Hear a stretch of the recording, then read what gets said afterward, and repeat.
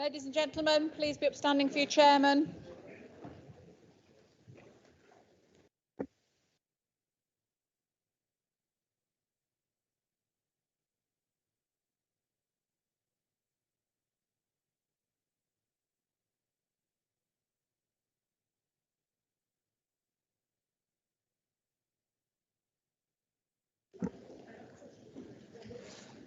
Thank you for being prompt. Just to remind everybody, we are on agenda item 7, and I have 3 more speakers who have indicated they wish to speak. Councillor Creamer, you're first. Thank you, Mr. Chairman. Just to say, I can't disagree with everything that's been said from the opposite side of the chamber or this side of the chamber. Our staff have worked well beyond what's been asked of them. They've been both flexible and they've been friendly under a lot of stress as well. So, again, I think it's the right thing to do, actually, giving them an extra day. It's also extremely useful as well to make it flexible so they can take it up till 2024. The only thing that's a slight disappointment is we do recognise them, and we should recognise them. But I think perhaps making this as a one-off within the minutes was a bit of a mistake, because we should look into exceptional circumstances in the future. And that future might just literally be round the corner, because the next wave of COVID hasn't actually come yet, or is just arriving, if you like. But there are exceptional circumstances. So it would have been nice to see, as I say, this is the right thing to do. I'm not complaining about it. One day is something. And at least we're leading the way so that other employers can actually say, well, we've done something, perhaps you should do something. It would have been nice to see 2 or 3 days rather than just the one, but that's just me. Because giving it the extra time till 2024, you could have extended to 2025 for argument's sake, so it wouldn't be such a financial burden on us. So yes, totally agree, the staff should be recognised, they should be thanked, and everybody's doing the right thing now, but it's just a shame, in my opinion. It's just not a little bit more thanks, because more exceptions, I'm sure, are going to be on the way. At this moment in time, our staff, the same as everybody else, is actually being hit with a pay cut because they're having to pay more national insurance. They're being hit by higher prices. They're going to be hit by energy costs. We all are going to be hit by these things. And it would be nice to just say that little bit extra. And again, I'm thanking them for the one day. It's absolutely better than nothing. But it would have been nice to see 2 or 3 days and accept it to 2025 or 2026 so they could take them, so the financial burden wasn't so great. So thank you, Mr. Chairman. Thank you, Councillor Creamer. Councillor Neil Clark. Thank you, Chairman. I just wanted to say a few words as former Chairman of Personnel Committee for the last 4 years and being part of that operation in the last 18 months or so, up until May just gone. And so I've seen for myself evidence, and I shan't name names because I missed somebody out who is equally deserving, but you know, the likes of logistics, the likes of procurement, the likes of health and safety are all parts of the operation which were very much needed. And I saw the evidence of how much commitment the officers and the staff and the workforce made in delivering for that emergency. And I'm not going to start arguing about how many days it should be. We have a proposal here, and this is to value our staff and workforce and to recognise them and to show that we do appreciate the work they've done. And I'm sure that other commercial and voluntary organisations, they will make their own arrangements to recognise their employees in whichever way they wish to. But there is also another section of the council that I don't think we've mentioned yet. And in our previous meeting, Mr. Chairman, compassion and empathy was talked about. Well, I want to refer briefly to the call centre as well, because the call centre have handled tens and tens of thousands of calls over the period of the COVID time. And I listened in as Chairman of Personnel then. I've listened into a few of those conversations, and the compassion and empathy and sympathy which those personnel in the call centre have shown was absolutely remarkable, and they have played their part as well in also going above and beyond their normal activities to provide that service. So I absolutely support this. Okay, in any commercial and voluntary or local government organisation, every organisation in the country, there may be somebody that's wanting somewhere, but I have to say, this is about valuing the fantastic service and commitment and enthusiasm that our staff and workforce at all levels, Mr. Chairman, have put in order to cope with this crisis. So I fully support it. Thank you.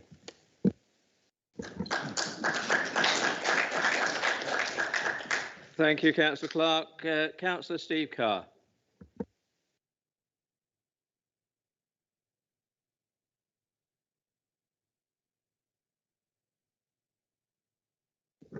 That's it. Yeah, thank you. I was told the other day that the Liberal Prime Minister of Canada had been re-elected. I didn't quite believe it, but it's Trudeau.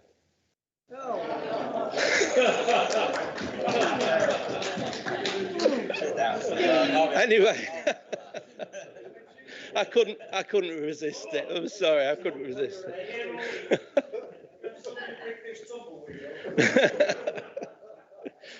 Anyway, I rise to fully back this move. I think it's the right thing to do. Some of you may have heard that there are the three most useless things in the world, and one of them is a vote of thanks to the staff. If anybody wants to know what the other two, I'll have to share them privately with you. But I fully support this and look forward to supporting it soon. Thank you. Thank you, Councillor Carr. Councillor John Doddy. Right. I do apologise. I was taken by surprise by a joke from Councillor Carr. I'm still recovering. It's Trudeau. Yes, it is. Indeed, it is. I was taken by this motion because I'd put forward about a year ago, in the height of the pandemic, when we were all under tremendous stress, I sent a motion down to Parliament to try and get it debated. And I went along the lines, a 2-week sabbatical for frontline staff. To some of us, the concept of a furlough, 2 weeks off for recovery from COVID is someone else's world. We rise earlier, we work longer, we take greater risks, and life is just work and sleep. Can I suggest that when we go back to the times when Corona was a pale Mexican lager served with a wedge of lemon in the neck of the bottle, that all frontline workers get 2 weeks paid sabbatical? This rest and recuperation can be taken any time in the 12 months post-relaxation of restrictions and return to normality. Boris, as you recover at Chequers at the foothills of the Chiltern Hills, with the gratitude for your life still in the forefront of your thoughts, can you promise us a 2-week recovery for all said workers to exercise the memories of a time when the world came to stop for an invisible enemy and the goodwill of frontline staff was all that stood between us and Armageddon? 2 weeks for the intensive care staff, bus drivers, people ferrying people to work, GPs, receptionists and the selfless care workers in care homes, to name but a few, support the cause.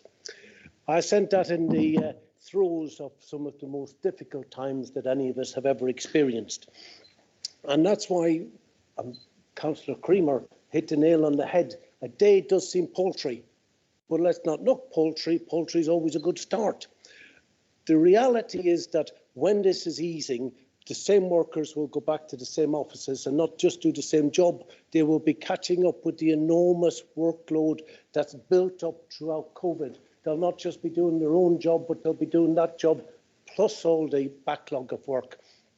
And what happens is that you think you're back to normal, and that's the time when you start to get people burning out. That's the time when you start to get people retiring early. That's the time when you start to get post-traumatic stress disorder. People who went to work came home for fear of bringing home a bug to their family that could kill their wives, kill their children, kill their family, and still went out to work every day. Our challenges are not just for one day, our challenges are for the years to come, because this will be with us for years to come, not for one day. So when I put that forward, I think we're going to end up with a Memorial Day every year where the country stops for one day to recognise the sheer bravery of everybody who stood at the front line and kept us all safe during that period of time. I support the motion. I think it's a good motion. I think it's a start, but I think there's a long way to go. This will take years and years to resolve, and at some stage we're going to have an annual recognition. If you do not recognise trauma, it gets suppressed. Suppressed trauma then gives long-term problems with regards to the health of a nation. I support it, but it's only the start. I would like to see a National Memorial Day to recognise all of us for what we've gone through, which is the equivalent of a war. Thank you. Thank you, Councillor Doddy. Councillor Tracy Taylor. Thank you, Chairman. How do you follow that? My thoughts were really, I suppose, contained within my portfolio, because as colleagues probably will have had, I've had a series of emails shared with me throughout the past 18 months where members of the public have particularly taken the time to write to social workers, managers, youth workers, whoever it may be, to say thank you, because a particular piece of work that they've done during this period has impacted their own lives so significantly. And interestingly, when I was looking for something to read, I've picked a particular one up about youth work. I will slightly paraphrase it, but it's pertinent to a conversation I had earlier today. So I'll obviously try and keep some anonymity in it. This was, hello to one of the youth workers. I've been to see X today, who is in such a better place than at the start of the holidays when I was so worried about him and his parent carer. Since getting out of the house to see you at the youth activity, X has really picked up. Parent carer is saying that X is much more responsive to them. Thank you so much for helping me to get X out of the house and to take an interest in themselves again. This young person has so much potential. This then came with a covering message which explained to me that this was in respect of youth work one-to-one that was done at Selston during COVID. And I just wanted to make that particular point today to show within my portfolio area, the youth workers have been active throughout. I will take you up on your invitation. We will have that visit, and I've already sent an email this morning to Pombogle. But this is the kind of message that I have had lots of. I accept some of the comments that other colleagues have made about how much, how many days, what's the price, what's the reward for what's been done. There is no price. There is no tangible way to express thanks for what our workers have done through the last 18 months and indeed continue to do. Private sector workers, public sector workers, for good employers, and I pick up on Councillor Bradley's point, have had some recognition. I'm not convinced that we can ever quantify it and it will ever be enough. This is a token, it's a gesture, it's heartfelt, I believe it's shared around the room, and I support this wholeheartedly. Thank you, Chairman. Thank you, Councillor Taylor. Councillor Kerry. Thank you, Mr. Chairman. Wholeheartedly support this and the wonderful words spoken by councillors in here about our fantastic staff. One incident for me was during the pandemic period last year. We had flooding, and many of us had flooding, and the way that our flood officers responded, went out and did their work, and it was more than just putting sandbags down. It was addressing the real issues of why flooding happens in extreme weather conditions, and actually having to go out there in the community and reassure people, make them aware that we are trying to sort things out. We do want to get ditches clear. We do want to cleaned the drain, all those kind of things was very reassuring. And I think the residents out there knew the really good job that our staff were doing and have been doing. On that, and I absolutely do support the motion, I just want to say something like, well, we support the motion, but and I'm not going to be political, but it's about wages. I think what we have to remember is before this pandemic, the amount that the minimum wage had increased to the national minimum wage, a massive increase. And the way that the tax-free limit for everybody went from £6,500 a year up to, I think, 11, 12,000, whatever it is now, pounds a year, really makes a big difference of what comes out into your back pocket at the bottom of your pay slip. And people appreciate that, and that's why we have more people in. We had more people in work. Hopefully, the economy will recover. It's going to be the new economy. It's going to be COVID. It's going to be climate change that we'll see later on, maybe today. So let's remember that. Let's not harp on about that. It was a Conservative government after years and years of other governments not doing stuff that enabled people to get a fair day's pay for a fair day's work. Thank you.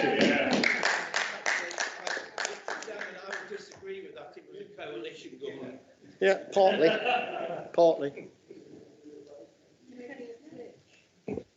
Thank you, Councillor Carey. Councillor Cotty. Thank you, Chairman.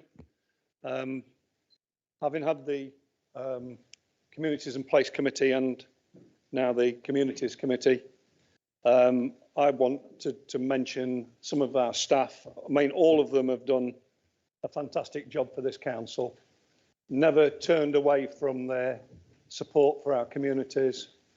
And I'm going to highlight, to support Councillor Bradley, our leader's recommendation, the registration service, birth, deaths and marriages through all of this crisis. They have been absolutely outstanding. It's always difficult to register them through the pandemic, but they've managed to do that. And sometimes they're behind the line, but they've worked extra to make sure we're as up to date as we can possibly get. And I personally wrote to them in July to thank them for what they did. Also, we need to remember also the library service. We still carried on doing click and collect. We had to close the libraries. We delivered to vulnerable people, just to show how our officers, our staff were looking at different ways of delivering things out into the community to support those people that needed them. So I'll keep it short and sweet, Chairman. I'm happy to support the recommendation put forward, and thank you very much for allowing me to speak. Thank you, Councillor Cotty. Councillor Tom Hollis. Thank you, Chair. And I think without labouring on the point, I certainly agree with much of the sentiment that's been said.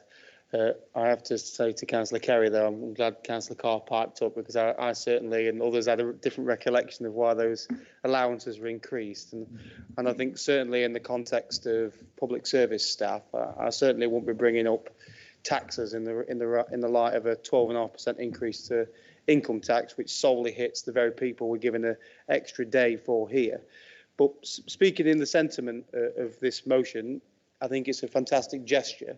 You know, many of these people, speaking on my own portfolio back at Ashfield Council, public service staff put themselves at risk. I manage the housing team. We still had to carry out boiler checks, entering people's properties, putting their own personal lives at a time where PPE was short and equipment. And a number of our care staff, children's services staff, as Councillor Taylor pointed out quite eloquently, were still going about their daily duties. And it should be recognised in more than just a thanks. And I think the gesture of a day, although I know the Labour colleagues feel it's potentially not enough, it's certainly something that shows that the council's serious.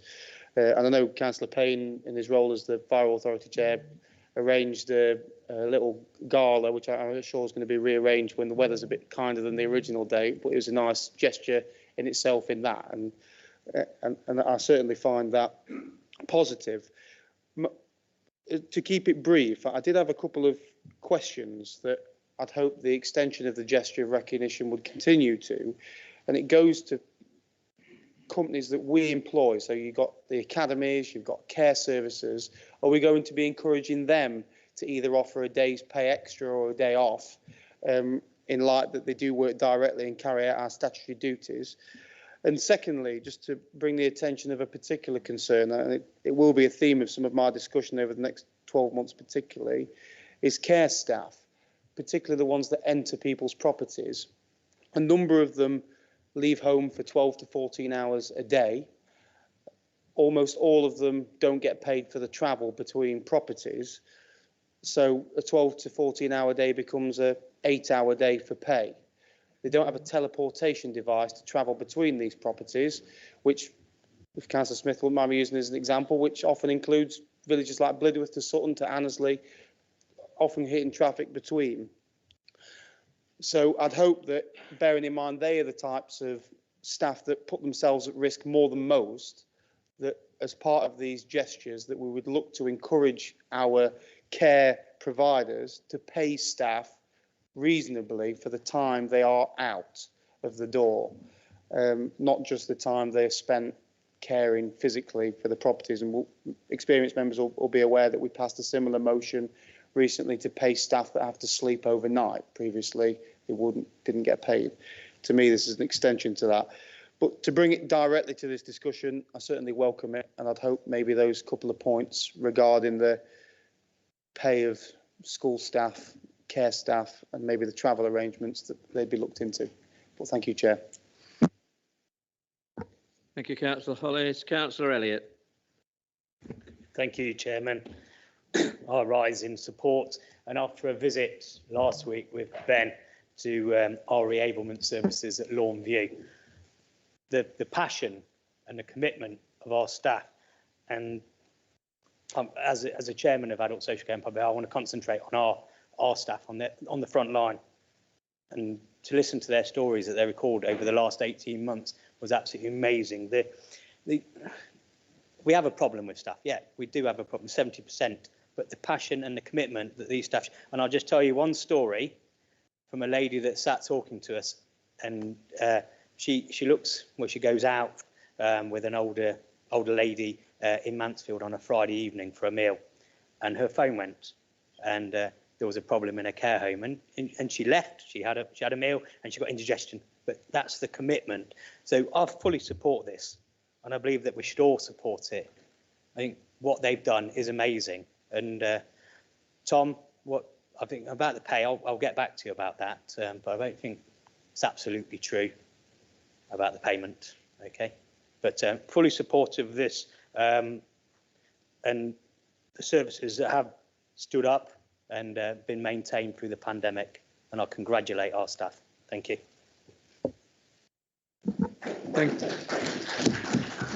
Thank you, Councillor Elliott. Councillor Girling. Thank you, Chairman. I think from my point of view, in terms of the staff in this council, every time I've had any reason to contact them, they've been there. Every time I've had a constituents issue and problem, they've been there, no matter what. You know, and what we sometimes forget, we've been saying how good they are and how pleased we are about that, but actually, you know, they've been going through their trials and tribulations too. They've had their worries, they've had their concerns about their own health and that of the family. And I think that's testimony to what commitment they've got to providing the services that we provide. And I think that's part of what we're trying to sort of demonstrate today, that the fact that we really appreciate that. And what is enough, really? What is enough to show that appreciation? And I think Tracy hit the nail on the head, really. We can all add days, we can all add money, we can all pay for extra hours and travel and everything. But where's it coming from then? Yeah, I'm looking forward to the next budget debates that we have, where people will demonstrate, if they were in control of this council, how they would pay for that. Because we can all sit there and say, oh yeah, give them an extra 3 days, pay for this, pay for that. But we need to run this council in a way that we can provide the services and provide benefit to those out there and value for money. And that's part of our job as a leading group to do that. So yes, I think we're fantastically lucky to have the officers that we have, and I'm sure all the comments that's being made today will be passed on to them and how much we really do appreciate that.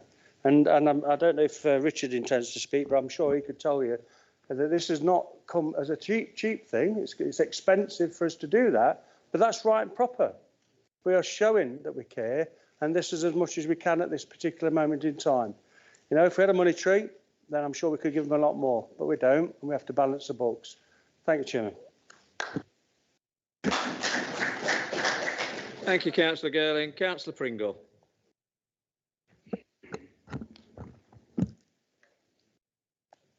Thank you, Chairman. And Councillor Girling steals part of my thunder, because I think one of the things that we recognise is the effort that people put in, but not necessarily the weight that they carry. These are families, these are mums, these are brothers, these are sisters that work for us and with us. So deserve whatever we can afford. The fact that we talk about different things, Eric, we're going to have this debate now because of what's happening nationally. So that will be an ongoing thing. But the circumstances that were brought upon us, the reaction of in particular the management teams that put things in place for our service, frontline service to react, has been brilliant as well. So there has to be recognition across the board here as to what people have done. If it's a day, it's a day. Look, I'm sure people will be happy, and if it's a day and we could give them 100 quid, we'd do that. But at the minute, it's a day. So I'm happy to support this, same as we all are, and I'm sure the discussions will continue in that. But I wondered if we've had, you know, we recognise an Olympian or the father of an Olympian within here, perhaps something in recognition. You know, if somebody did something from Notts County Council in recognition of what they've done over this period of time, something like as a keepsake that they could have, something that they could have. I'm sure Richard will have a coffee jar somewhere that he can put his hand on a couple of quid and get some things printed out, as he always does, especially during budget time. So, you know, that would be my only suggestion, but I'm sure, you know, the recognition across the floor is very much to do with the compassion and the professionalism of how our workers have operated during and continue to, because obviously we recognise this has not gone away. So I completely support this as it is. Thank you, Chairman. Thank you, Councillor Pringle. Councillor Scott Carlton. Thank you, Mr. Chairman. I just rise briefly to speak in favour of this recommendation as proposed by the leader of this authority. I'm sure many in this room can share personalised stories of how above and beyond staff have responded to the crisis over this last 17, 18 months. I know certainly from my time in another place before joining this authority that the joined up work from this place to its district and borough partners as well was well valued. Certainly speaking from being involved in local politics since 2019 in another place, that reset button from a councillor's point of view was hit when the pandemic struck. Certainly from a member of staff's point of view in this authority, I cannot even imagine how close that came to that having to start that process all over again. Just quickly to pick up on the point and question made by Councillor Hollis, I can assure him that staff within this authority do have their travel time paid and work to the Working Time Directive, and our external providers, we expect that too. But please be assured we will also look into that to make sure that's been adhered to.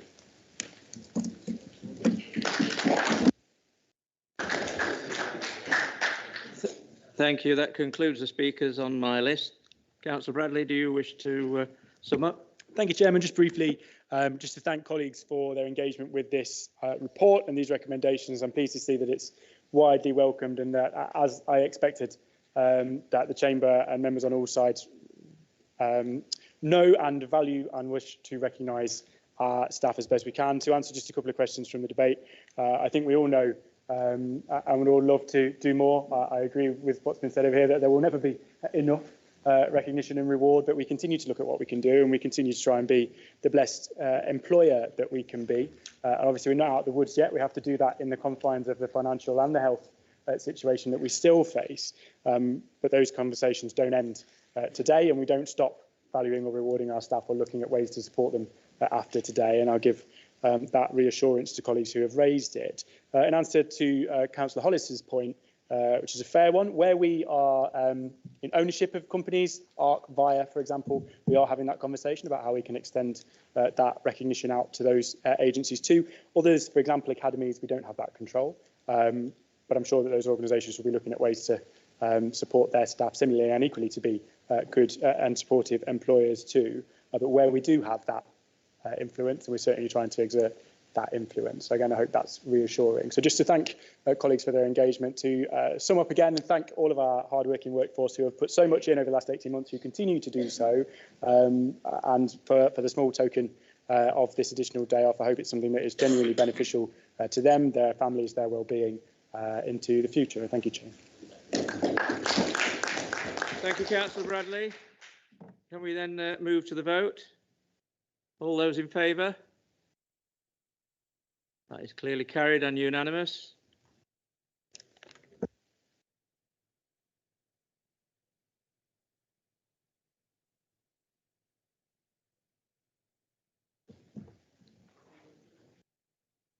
Thank you, members. The chairman has just had to nip out for a little while, so he's asked me just to take over the meeting for a short period of time. We move on now to agenda item 8, the Nottinghamshire Youth Justice Service Strategy Review, and I call upon Councillor Tracy Taylor, who will move the recommendation, please. Thank you, Vice Chairman. This report presents the Youth Justice Service Strategy Review for 2021-22 for approval by this full council. The report is an encouraging and positive read. It evidences that the Youth Justice Service is fulfilling its main functions, which are to reduce the number of young people entering the criminal justice system, to reduce the rate of young people reoffending, and to keep the numbers of young people experiencing custody to a minimum. In all of these three measures, our Youth Justice Service is performing better than the national average, is improving year on year, and generally improving at a faster rate than statistical neighbours. The report goes on to show that the service continues to strive... Excuse me, Tracy, I'm sorry. No. Excuse me, members. Chairman, would you excuse me? I have some papers to sign for Inspire, which I'll be back in a few minutes. I'm sorry to interrupt you. Sorry, Tracy. No, go ahead. Thank you, colleagues. I'll start that piece. I'll start that section again.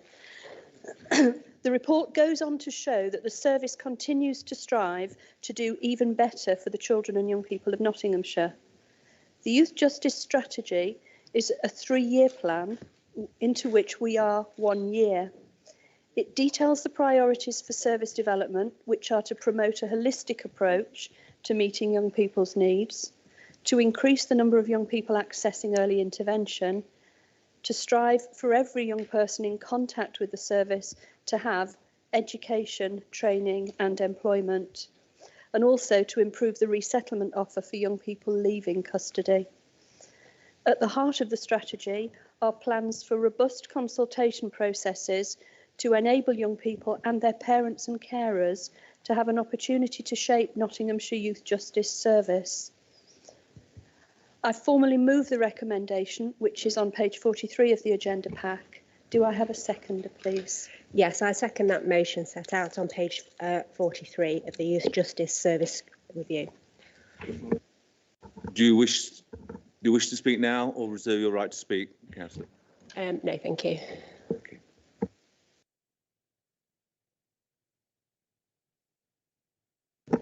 Are there any members who'd like to speak on this? Councillor Carr.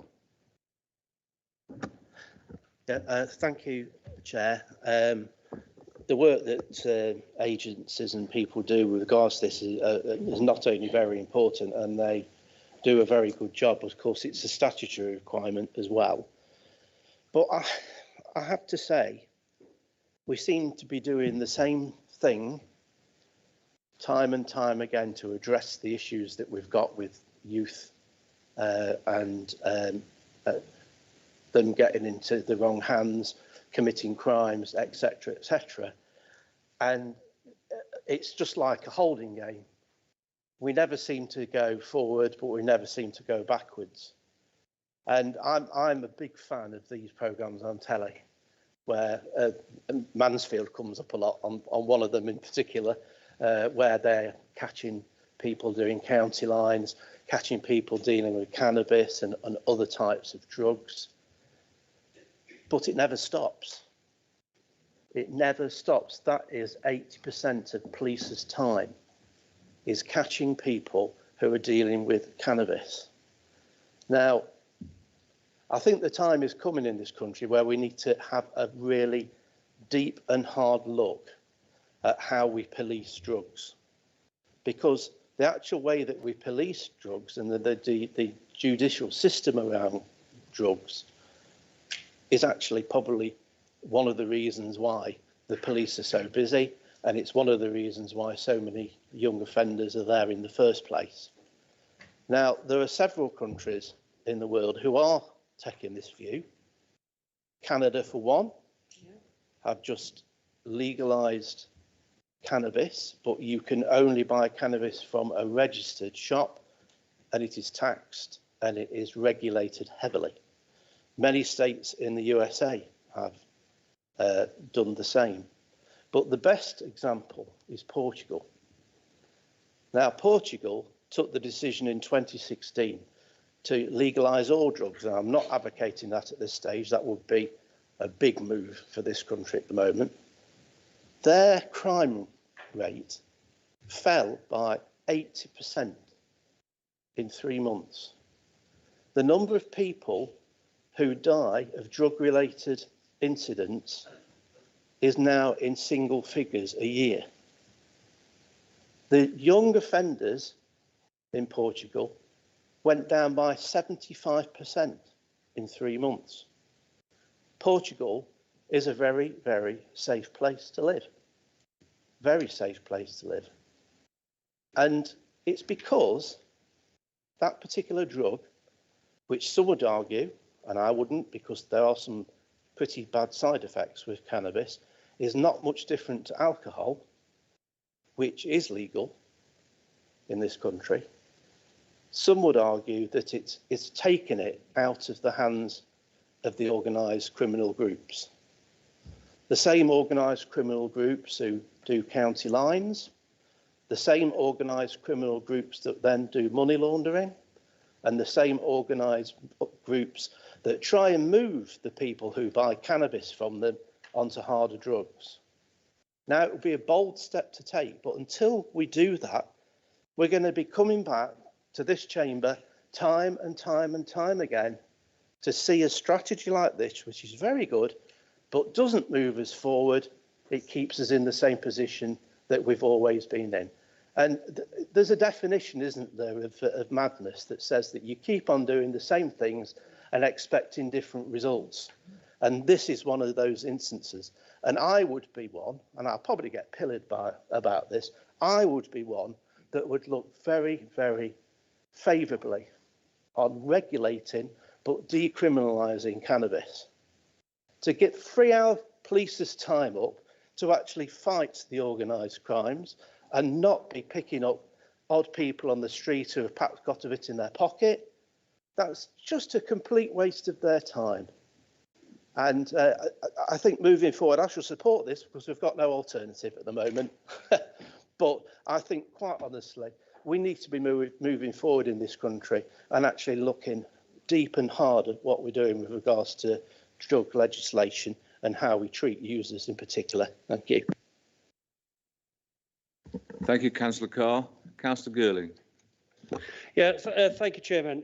My ears pricked up when Councillor Carr mentioned legalising cannabis. And I think it's all about experience, really, sometimes, in terms of what we think is the right approach. And my experience with people that use cannabis, one being my brother, I saw how much it destroyed his life, just the cannabis did. He got schizophrenia. He became a completely different person just because of cannabis. He then did go on to the harder drugs, absolutely, and alcohol as well, which can be argued that. So as I say, I'm not having a go at you, but sometimes the experiences you have give you a different perspective on things. I think so from that point of view, from my perspective, is not a good route to take. I think the report is a cracking report. It's actually got additional stuff in there, so it's not doing the same thing time after time. And we're working, I believe, a lot better now with our districts and borough colleagues. I do know that in another place, Newcastle District Council, with our antisocial behaviour team, we now have a completely different approach to going to the young people and how to tackle them over either cannabis or actually those little canisters where they get ice, smoking the gas or whatever they do, and inhaling the gas. You can tell I don't do drugs. Inhaling the gas or whatever. Yeah, and a different approach has been got with them, and it's actually showing good results. So absolutely right. I think Councillor Coy is absolutely right. We've got to look at how we approach things differently, without a doubt.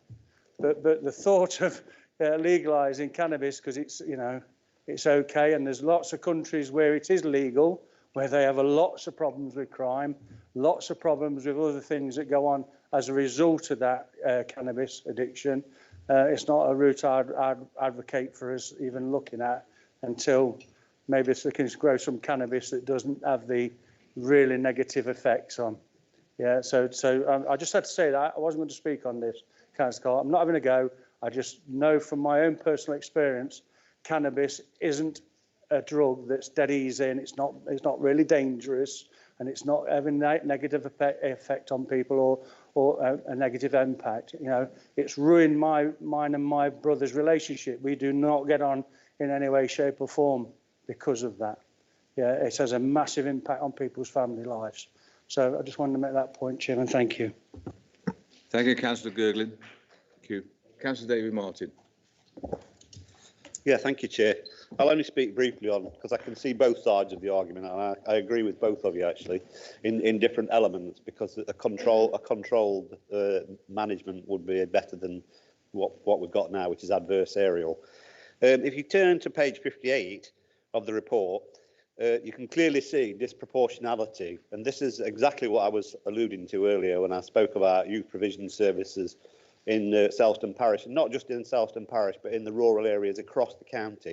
You can clearly see that the target areas are the 15 to 17-year-old white members of the public, young males particularly, who offend and get fined and cautioned. And then once they enter into that legal justice system, it's a cyclic process, and they keep returning. Some of them, a percentage of them, will return and return again.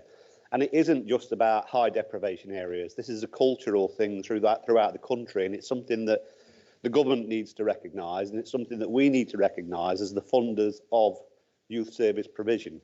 So what we need to do is look at how we can attract or distract the 15 to 17-year-old, the 15 to 18-year-old, because that's what we're not doing. That's where we are failing time and time again. And this is the problem, where once they enter into that cyclic problem, they go through the justice system, and once they start to get that bad boy attitude, it amplifies, and they become members of the local community who are looked up to instead of looked down upon. And this is the problem that we've got, and we are in charge of the county council funding for youth service, and we have to look at something different on how we can distract that age group and stop them falling into that cyclic pit, because it's not just about higher deprivation levels. It happens throughout the county, whether there's affluent areas or whether they're poor. Thank you, Chair. Thank you, Councillor Martin. Councillor Welsh.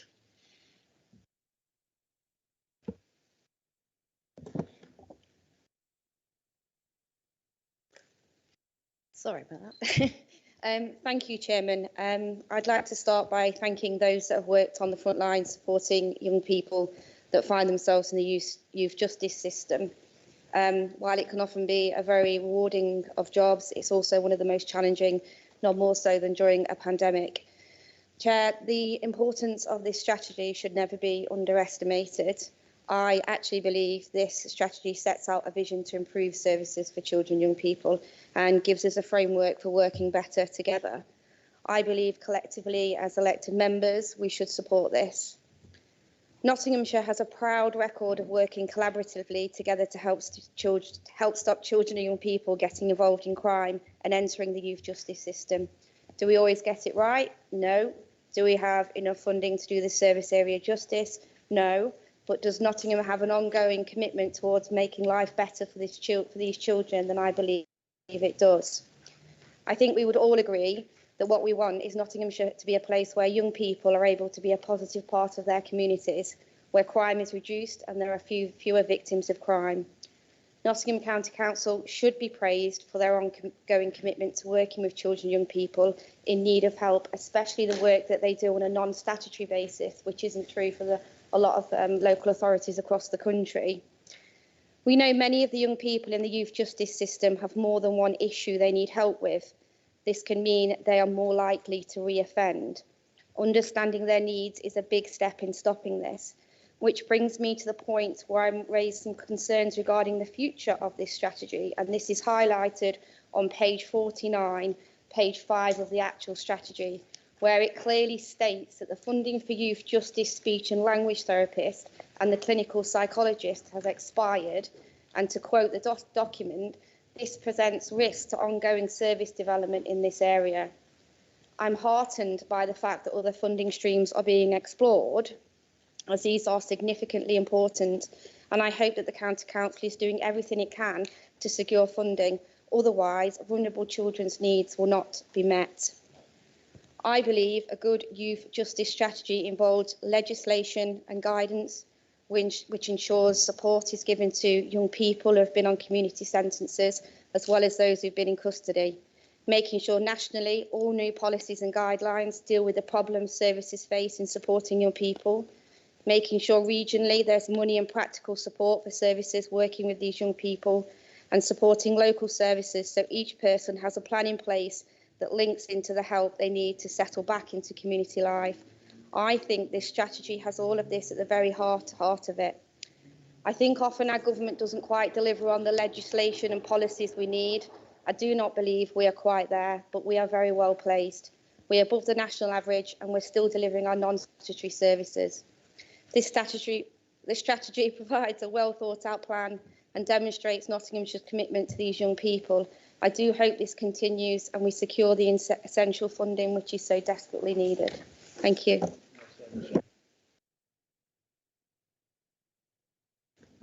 Thank you, Councillor Welsh. There's no other members. Oh, sorry, Councillor Wilmot. Thank you, Chair, for allowing me to speak. Because the last time I was in this authority, I was very much involved with the children's services and also the children's centres, which I do feel are the very primary important decisions that deliver the services to the problem families. That is one of the issues we have to address.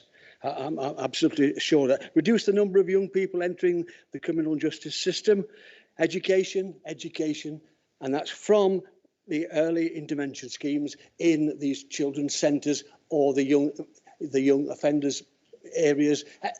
Got to educate this system to be able to sort these youngsters out, because they will listen. They will listen, because I've been involved with one or two families that if I've been out there and said to them, would you come to a meeting, and have a look, let's have a look at the problem, because really most families don't want their child to be in the system that they're part of.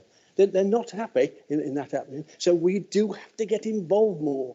And that's the main issue. And then you come to reduce the frequency and rate of reoffending by children. Obviously, we all want that to happen. And again, I do feel the children's centres can do more by inviting the families in. Yes, you might say the families won't come. Well, that's not absolutely true.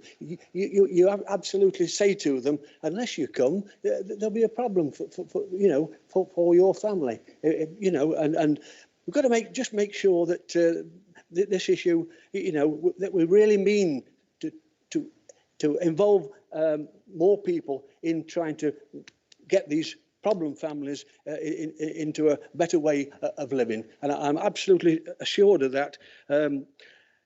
Drugs are now become a business, unfortunately, and it's all about money.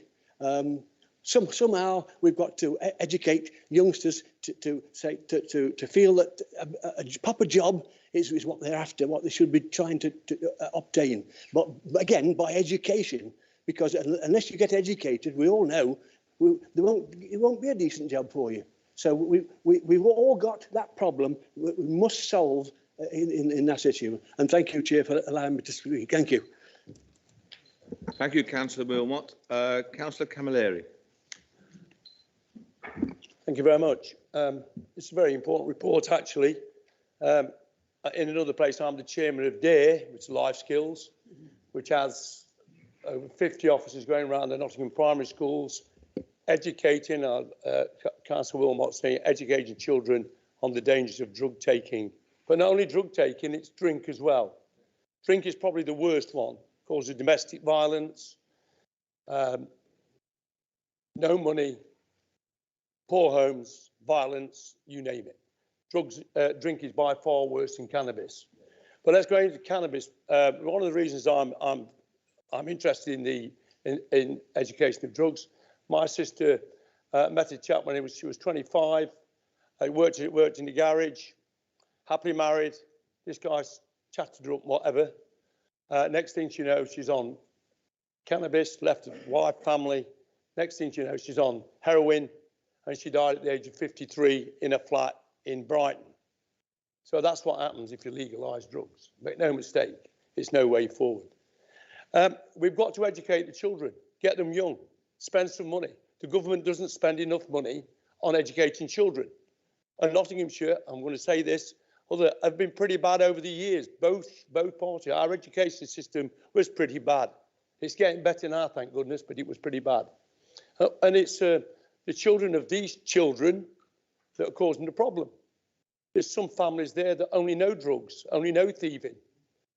But we've got to educate them. So we are doing a good job with Life Skills, going around primary schools, teaching them to make decisions. You can't stop them doing it because they're going to do it. We've all got weaknesses and we do it. But if you can stop a few, we had it evaluated and it actually works. So that's my lecture on drugs. Support Life Skills, get behind us. It's been tough for us through the pandemic. We managed to get through from the help of the councils and everything. Fantastic. But the other thing I want to take up with Tracy, which I think is very important, I'm on the Police and Crime panel as well. And we scrutinise what the police commissioner does, what the police do, everything to do with crime. Where the biggest problem we've got is the judiciary. The length of time that children are waiting to be taken to court. The length of time that people are, not just children, but criminals as well. And we can't get the judiciary to come for scrutiny. They're a world of their own. And I think this is something that Ben's got to take up, that the judiciary have got to be scrutinised. Get people off remand, get them done, get the crime sorted out. If they're on remand for 18 months, that's an extra 18 months on the sentence, and the victims pay as well. So I want to support you, Tracy. I think it's a fantastic report and well done. And just get behind the young kids of Nottinghamshire are fantastic. We all come from, some of us come from really rough backgrounds where drugs, drink were the main thing, and we got through. So we will help our kids do that. Thank you.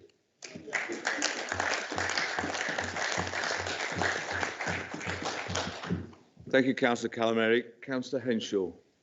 Thanks, Chair, for letting me come in. I wasn't really going to speak on the report because I think it's a good report, and I think it's a report that we all should be supporting. However, other topics have raised their heads today in relation to the legalisation of drugs, the judiciary and other things, education. And I think those debates are debates that we should have for another time. In particular, in the report, I'd just like to ask the Chair in relation to the point on increase the number of children and young people who are accessing early intervention aimed at reducing the potential of entering into the criminal justice system. And I think we all in this chamber know that it's vitally important to reach these children at the earliest possible level, whether or not that is through the education system, whether or not that's through supporting the families or through other agencies. If you catch children at an early age, and I wouldn't say put them on the right path because it's very difficult, but if intervene at an early stage, it reduces the amount of problems for the future, and it also reduces the amount of reoffending. And I think that's something that has been outlined in a lot of reports, not only from government, but from the local government association and from the education department. So overall, I think a good report, and if we could increase the way in which we help the children through early intervention, I think that would be another step in the right direction. Thanks, Chair. Thank you, Councillor Henshaw. Councillor Barney, please. Yeah, again, I'm another one that didn't intend speaking on this piece, and I also agree that the report is excellent and support the work led by Councillor Taylor. But just felt that I wanted to just very briefly take the opportunity to also speak personally on this other issue that's been raised about cannabis use. I've grown up in a family with parents who are serial adoptive and foster parents. I have numerous siblings, and I'm very overjoyed to have been grown up in that situation where we're a very big family. I also have 4 children of my own. And I just can't let comments about cannabis go without saying something, because just in the recent days, in recent months, my own family have experienced very difficult circumstances with cannabis. It isn't a drug without consequence. And I think we're seeing a gradual creep of cannabis use and uptake. I've just holidayed in Weymouth and in Norfolk this summer. You can't go to a beach, you can't go to a public space where cannabis isn't becoming normalised. And I'm concerned about that. 20 years ago, as a young man, my views were absolutely aligned with yours. Logically, I see the case for delegalising of cannabis, and I see the police time used and abused in dealing with these somewhat trivial issues. But for a minority of individuals, including some of my own siblings, and Councillor Girling, I too have siblings which I'm not in contact with because of cannabis. It destroys lives. These new strains that weren't prevalent 20 years ago are addictive. They do have psychotic effects. They do change people's rationale and their ability to process, and they absolutely have a detrimental effect on people's ability to hold down a job and a normal life. And I just wanted to share those things because I'm aware of other families in my community around my own children who are also at the moment going through difficulties with cannabis addiction. And I just, as a council, I don't want us to be presenting an overly liberal view. I, for one, and I hope others would join with me in saying it's a blight on our society, and I don't want to see a continuation of that gradual creep. Thank you.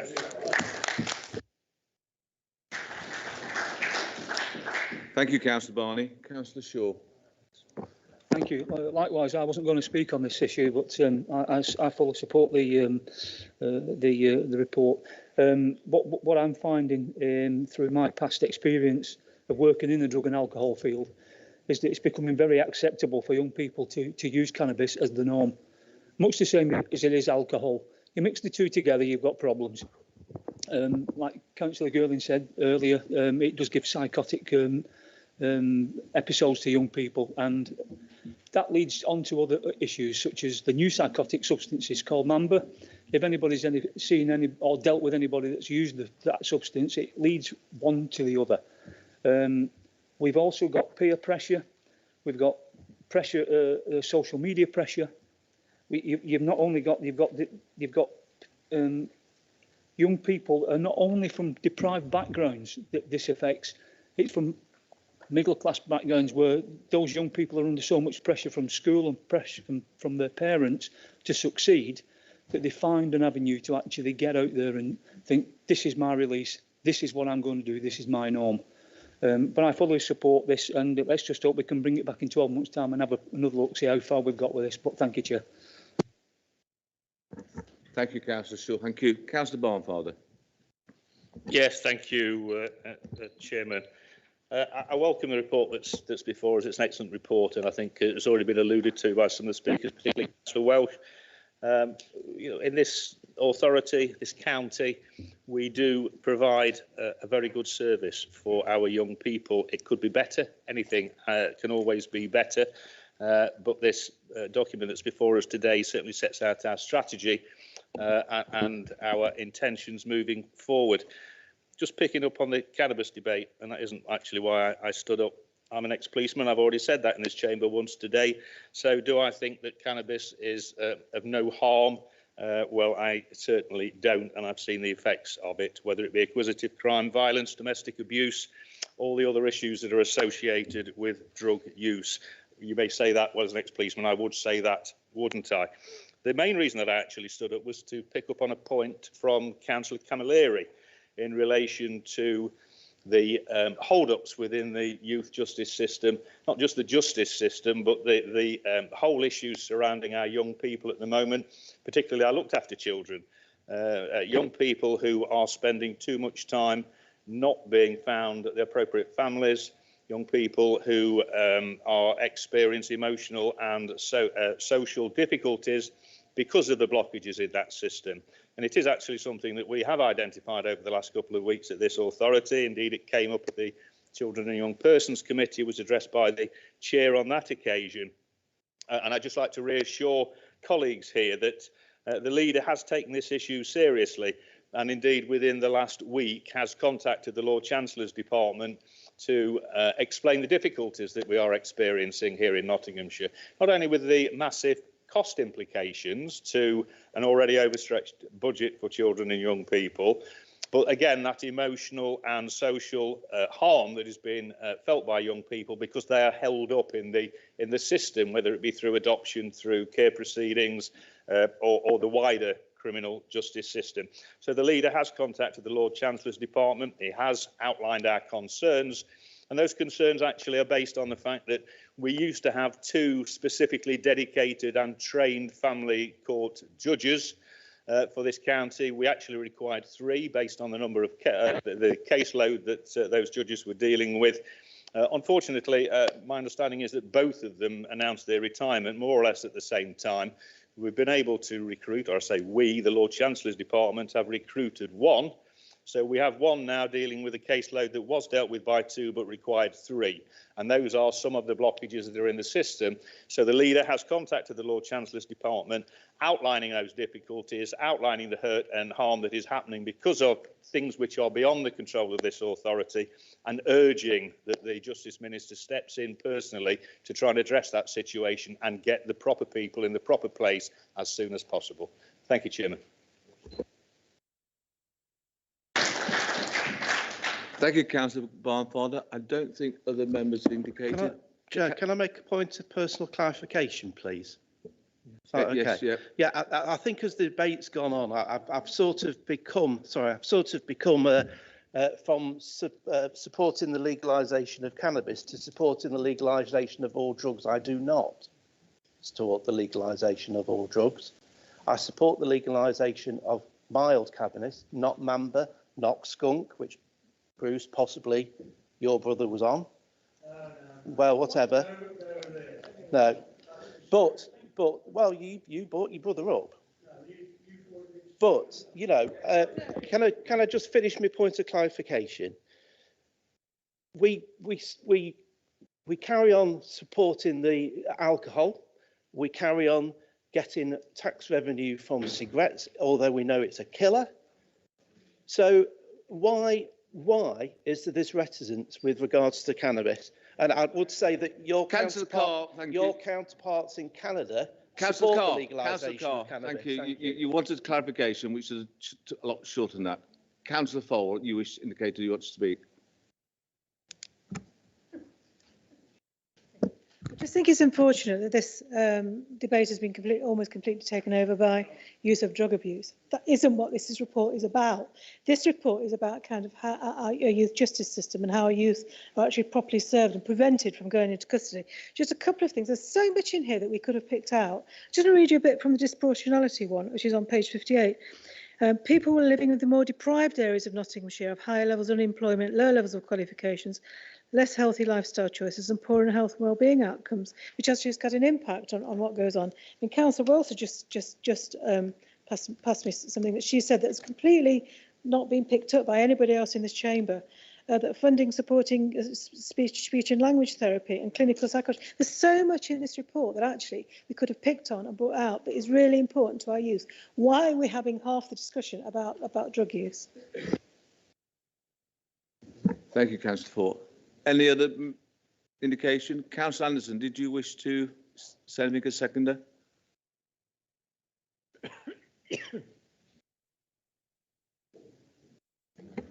No, thank you, Chair. Okay. I call upon then the Councillor Tracy Taylor to sum up, please, but also I remind members who are out the chamber, if they wish to come in for the vote, to please come in. Thank you. Thank you, Vice Chairman. I thank some of my colleagues because, Councillor Barnfather, some of you who've spoken from personal experience have actually done a lot of my summing up job for me already. If I start with Councillor Carr's comments, I did not take it that you were talking about the legalisation of all drugs. I accepted your comment. I have to say, from a personal point of view and an instinctive point of view, I do not share your views on that subject, but that's not what we're debating today. And Councillor Fole did actually pull us all back to a sensible base, so I thank you for that. I take the points that were raised by both Councillor Martin and Councillor Fole about funding and deprivation. It's important to note, and it is mentioned within the report, I think page 67, the youth justice strategy is not simply a county council. It may be our strategy in that we lead, we present, we have that statutory responsibility, but this is engaged upon by partners, including funding partners, and it's very important to note that those funding streams, as somebody identified, come to an end at times. We have to be honest and open and report those risks within the strategy. Otherwise, how do we work through a strategy, make sure that we have the resources we want? So it is clearly stated and clearly evidenced. You'll see, I think, on page 67 that we talk about priority areas for work, and on page 69 there's a table which gives you a breakdown of some of the funding streams. These are partnership funding streams, whether they come from health, whether they come from violence reduction unit, PCC budget. These are all things for which we have to bid. It isn't a clever way to run any kind of strategy, but that's the way we are obliged to operate. Councillor Wilmot, you mentioned what you perceive as the importance of children's centres. Again, and Councillor Henshaw, you mentioned early help. If I take those two together, I don't altogether agree with your perception of what children's centres are for. When children's centres started, certainly under the Sure Start scheme. Yes. They were for early years, not early help, early years. And whilst families with young children may have engaged with those centres, and indeed families with young children still engage with our children's centre services, it is not necessarily the place that you would be engaging with the habits and behaviours of young people who may be on the cusp of or already engaging with the youth justice system. But what we are embarking upon in response to a latest government strategy is the establishment of family hubs in Nottinghamshire. That again has been discussed in opening terms at Children and Young People's Committee, and we have a full paper coming to one of the autumn committees, and that is to deal more in a holistic way with children from 0 to 19 and with the families of those children. So if you're asking me whether I support your suggestions about early help, indeed I do. Again, at Children's Committee, we had the conversation that we need to shift the conversation slightly, and the perceptions. Early help is often perceived to be help delivered at an early age. That's not what I believe early help should be. Early help is delivered at an appropriate time when it's needed, to whomsoever needs it, and that might be children who are on the cusp of entering the criminal justice system. It might be on helping the wider family. So that is work that we're about to, or we are embarked upon, and we will have a report on very shortly. Thank you to colleagues who've referenced delays in criminal justice system, and I think Councillor Barnfather's completely explained that one already, so I'll move on from that. I don't have personal stories to tell. I'm very fortunate, and to those colleagues who've shared them today, thank you for doing so. I think it's important to come back to the report, and Councillor Fall made that, abundantly clear. This report is how we tackle a strategy for prevention, avoidance, dealing with children who are already engaged, putting them on the right path. This isn't my work. I thank those of you who thanked me for it, but it isn't my work. I'm just in the fortunate position of being chairman of this committee at the minute. This is the work of officers and partners, and I thank them for that. These are people who work with these young people every day. We've got partnership working, prevention and diversion, which is what many of you have alluded to as being key to stopping these young people. It isn't incumbent simply on our youth services, Councillor Martin. It is incumbent on us all, whether that's schools, parenting, the police, health colleagues. It is a partnership. I believe this paper before you today represents the quality of the partnership working that's been going on. It sets out our plans for the next year, the next 2 years, and I heartily support it and would ask you to all vote in favour of it today. Thank you, Chair. Well done, Tracy.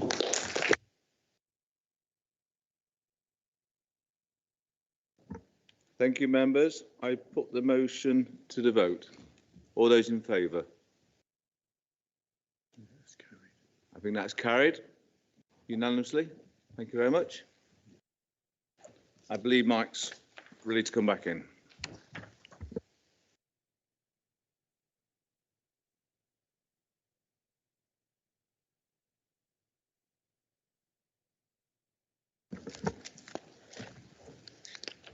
Thank you, Roger.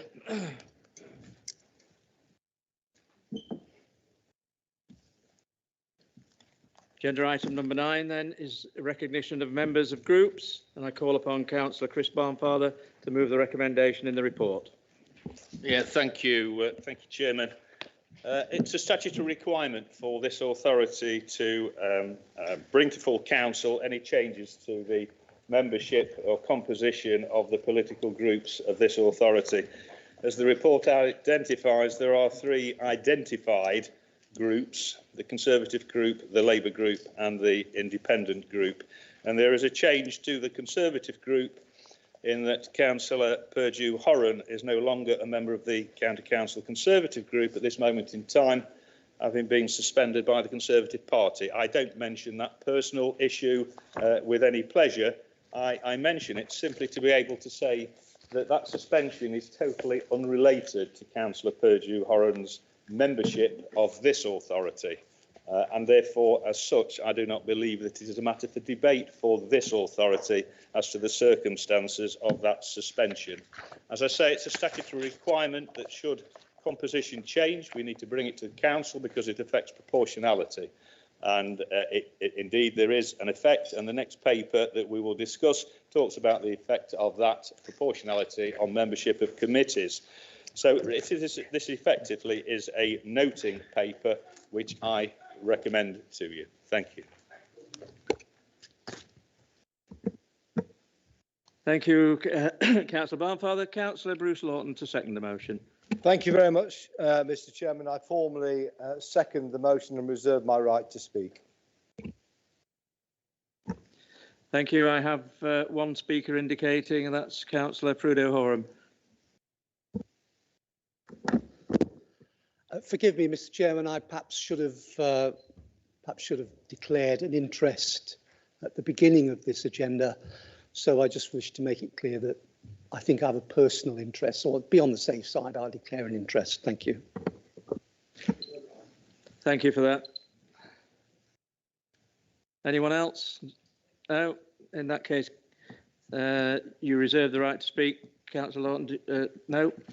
Can I call the mover of the motion for their right to reply if they wish to? Nothing further to add, Mr. Chairman. Thank you. Thank you. So can we put the motion to the vote then? All in favour? That's clearly carried.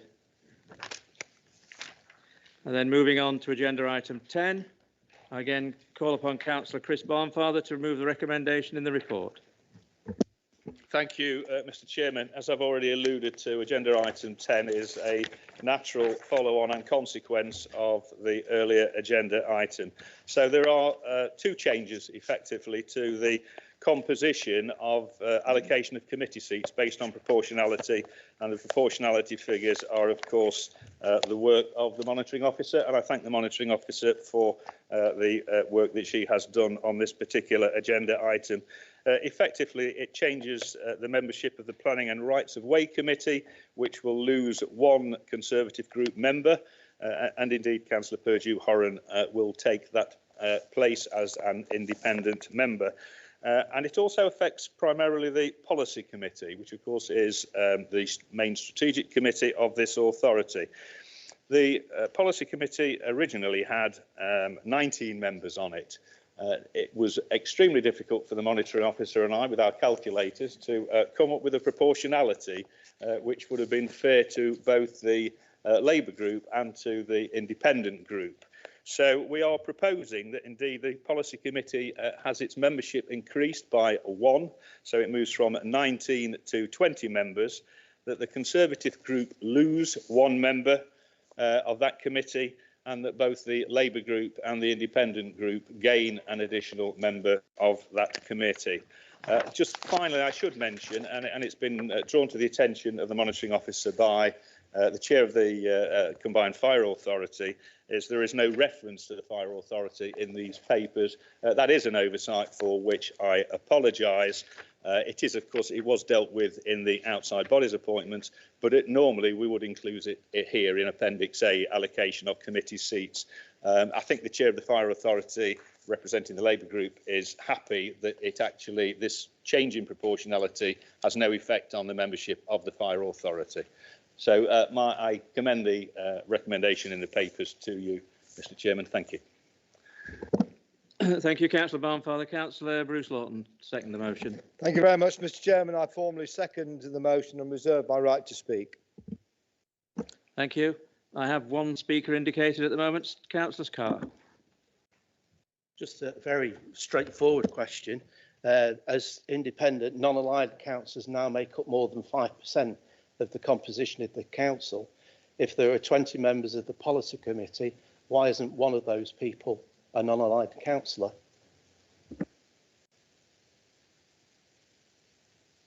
The Chief Executive will answer that one.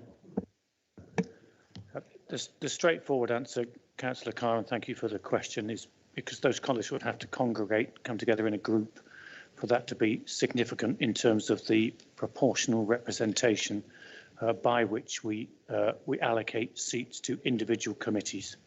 So on your own, unfortunately, it doesn't register. Thank you for that explanation. Are you you understand that, Steve? Are you happy with the? Yeah. Thank you. Anyone else wishing to speak? No. You reserve your right. Do you want to speak? No. You don't want to say any more? No. Jolly good. I put the motion to the vote then. All those in favour? That is clearly carried. We'll move on then to agenda item 11, and I call upon Councillor Ben Bradley MP, who will move the recommendations in the report. Thank you, Chairman. I thought, having been told off for getting dressed, I'd best put my jacket back on just in time. Yeah, we'll get there. I have enough of that. Thank you, Chairman. I'd like to bring forward the recommendations on page 8 of the report for the Council's approval. The report outlines proposals pretty clearly. I think we're asked to agree in principle to changing our governance to a cabinet model and tasking a review group to finalise details of structures and changes for approval at a full council meeting early in the new year. Most councillors will be familiar with these kinds of structures because most of our districts already have a cabinet system, and in fact we're the only upper tier county, only upper tier council left in the country that still has a committee system, or maybe there is one, although we're certainly very much in the minority. So it shouldn't be a mystery to colleagues. Of course, any system has its pros and cons. It's incumbent on us as councillors to work with officers and ensure that the design of the new system is fit for purpose, and that work will be undertaken in the coming months, that it provides appropriate accountability, appropriate and effective scrutiny by all groups, parties and non-groups and parties also. Nod to you there, Maureen. So we will develop those scrutiny plans in a collaborative way, just as I've tried to do, I hope, as much as possible since the election. The reason for bringing forward this change now is quite a simple one. It is that government has given us a very clear steer on their expectations in order to be able to be eligible for a devolution settlement. Through conversations we've had with ministers and officials in recent weeks, we've been told very directly that there are 3 basic criteria for these settlements, that we must meet at least 2 of them. One of them is for unitary councils. I assume there will be very little appetite for us to follow up on that one, which means that we need to tick the other 2 boxes. They are public sector reform and collaboration across local government, which is a piece of work that's ongoing with district and city colleagues to pull together a detailed proposal through our Economic Prosperity Committee, as we've discussed at length in other fora within this council. The second is that we need to offer a model of strong and accountable leadership for those devolved powers. The government doesn't consider a committee system to meet their threshold for strong and accountable leadership, and that's the reason why we need to consider these proposals to change it. The devolution conversations moved on quite significantly since we last talked about it here at full council, and we're now looking at the option of delivering what is known as a county deal, with powers devolved separately and equally to both Nottingham City and to Nottinghamshire County Council. The structure is much simplified compared with the regional combined authority model that we had hoped to consider. That, as you know, requires unanimity across some 20-odd authorities across the East Midlands. And from the conversations that we had locally and from government's perspective, that strikes us as pretty challenging to deliver. However, this model brings with it much the same opportunity to access devolved powers over the same areas of work, such as transport, such as adult skills, such as housing or planning, and others. And in this system, there is no additional tier of governance, no extra politicians, no regional mayor, and instead devolved powers will be handed, as I say, to the City Council and to the County Council.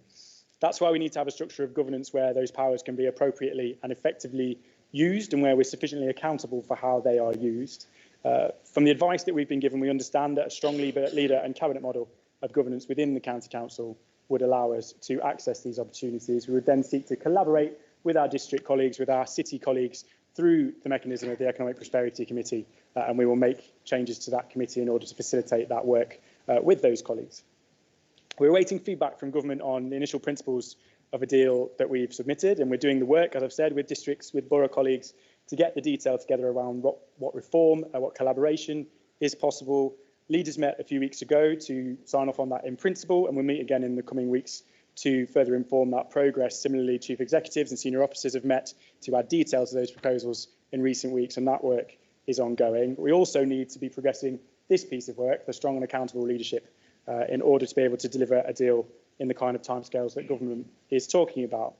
So as the report points out, the potential of a devolution settlement in this form could be massive. There's a lot of detail we need to fill in. There's a lot we still need to find out, but there is potential to access additional powers and funding to improve economic investment and regeneration, to improve public transport, to support with financing new investments or developments in our area, to adapt our skills offer and training to suit our local communities and jobs market, helping people to get into jobs, to have a more effective and joined up environmental strategy, working with our county-wide colleagues, and or deliver housing requirements. There are all sorts of options that we can explore if we are in a position, following that feedback from government, to do so. There are all sorts of options, and we're working to put the skin on the bones in terms of developing a plan. In due course, I hope to be in a position to bring those details back, either to full council or to policy committee. But in the meantime, these governance changes are an absolute imperative in us delivering on this priority. Put simply, we cannot do it without making these changes. Improving things for our residents as a result of that devolution settlement hinges on us having a model of leadership here at County Hall in order to be able to access it. So for that very straightforward reason, I'm asking Council to approve it today. I've tried as much as possible over the last few weeks to raise this and go through this with opposition leadership and members. Hopefully it's fully understood across the council. I'm more than happy to answer questions during the course of the debate if they come up. But put simply, Chairman, this is hugely important for us in delivering a really important policy goal to improve the lives of local residents, and I ask members to approve it today. Thank you, Councillor Bradley. I call upon Councillor Bruce Lawton to second the motion.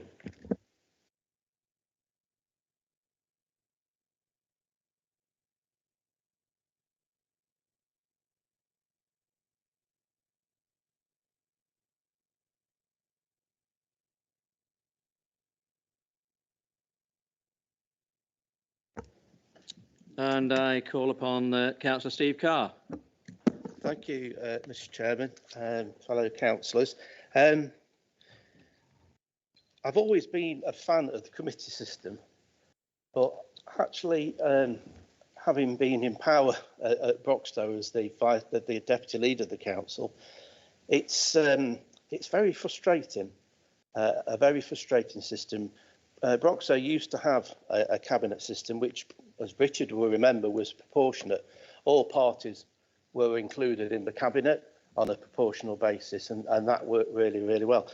What we have at the moment, and I tend to probably think it's the same here as well, is instead of doing the conga and moving forward, we're doing the hokey cokey, and things are going from one committee to another to be approved by another, and that's a really bad way, in my opinion, to run a progressive council. And I think, to be honest with you, I agree with Councillor Bradley that the prospect of a cabinet system in a devolved situation where there are more than one council involved in a devolved situation will probably be the best way forward. But I will vote for it because we're recommending it in principle and it's coming back, and we're going to have a committee look at it. On that, on recommendation 3 on page 8, as the setting up of a governance group, I think that really should include an unaligned councillor on it. And because some things that we're going to have to look at, Chair, are what happens to scrutiny. We'll be going back to the days of having a scrutiny committee, which can actually look at what cabinet's been decided and then say, well, actually, we don't particularly like this. Can we look at it again? Because that's essential in a democracy. What's going to happen to backbench members? What are they going to be able to contribute under the system? And how we used to do it, and I know it was laborious, but how we used to do it when we had a cabinet here before is people could question portfolio holders about things that have been decided in meetings previously, which is something that we do at Broxtowe Borough Council. And also, I'd like to know at some stage, is this going to be a proportional committee, or is it going to be like it used to be before, either all Labour councillors or all Conservative councillors? I would find it difficult to support that, but I would not find it difficult to support a proportional cabinet. Thank you. Thank you, Councillor Carr. Councillor Kate Poll. Good, thank you. Yeah, we're happy to support this recommendation. Just to say, though, that I know there's a very close connection here with the devolution deal in here, and we understand that connection. But just to say that because we're going to support this, we clearly will need to see the devolution deal before we can support that too. So don't make the assumption that because we've agreed with this, we're going to kind of head. We need to see the detail of the devolution deal before we can support that one. So we'll be supporting the recommendation, but not without some reservations. And we need some assurances before we do. Now, I know some of this, what I'm about to ask you, Ben, is in the report, but I'd really like you to say it here in this chamber this afternoon. So the first question, will all of us in opposition, and I include the non-aligned councillors in this, continue to have our voice clearly heard on every aspect of our work? Will scrutiny be open, transparent, and not hampered by policy and procedures designed to protect the ruling administration? I think the proportionality issue could come in there, and so prevent us from doing our work in opposition. Could opposition members chair scrutiny committees, visit council services?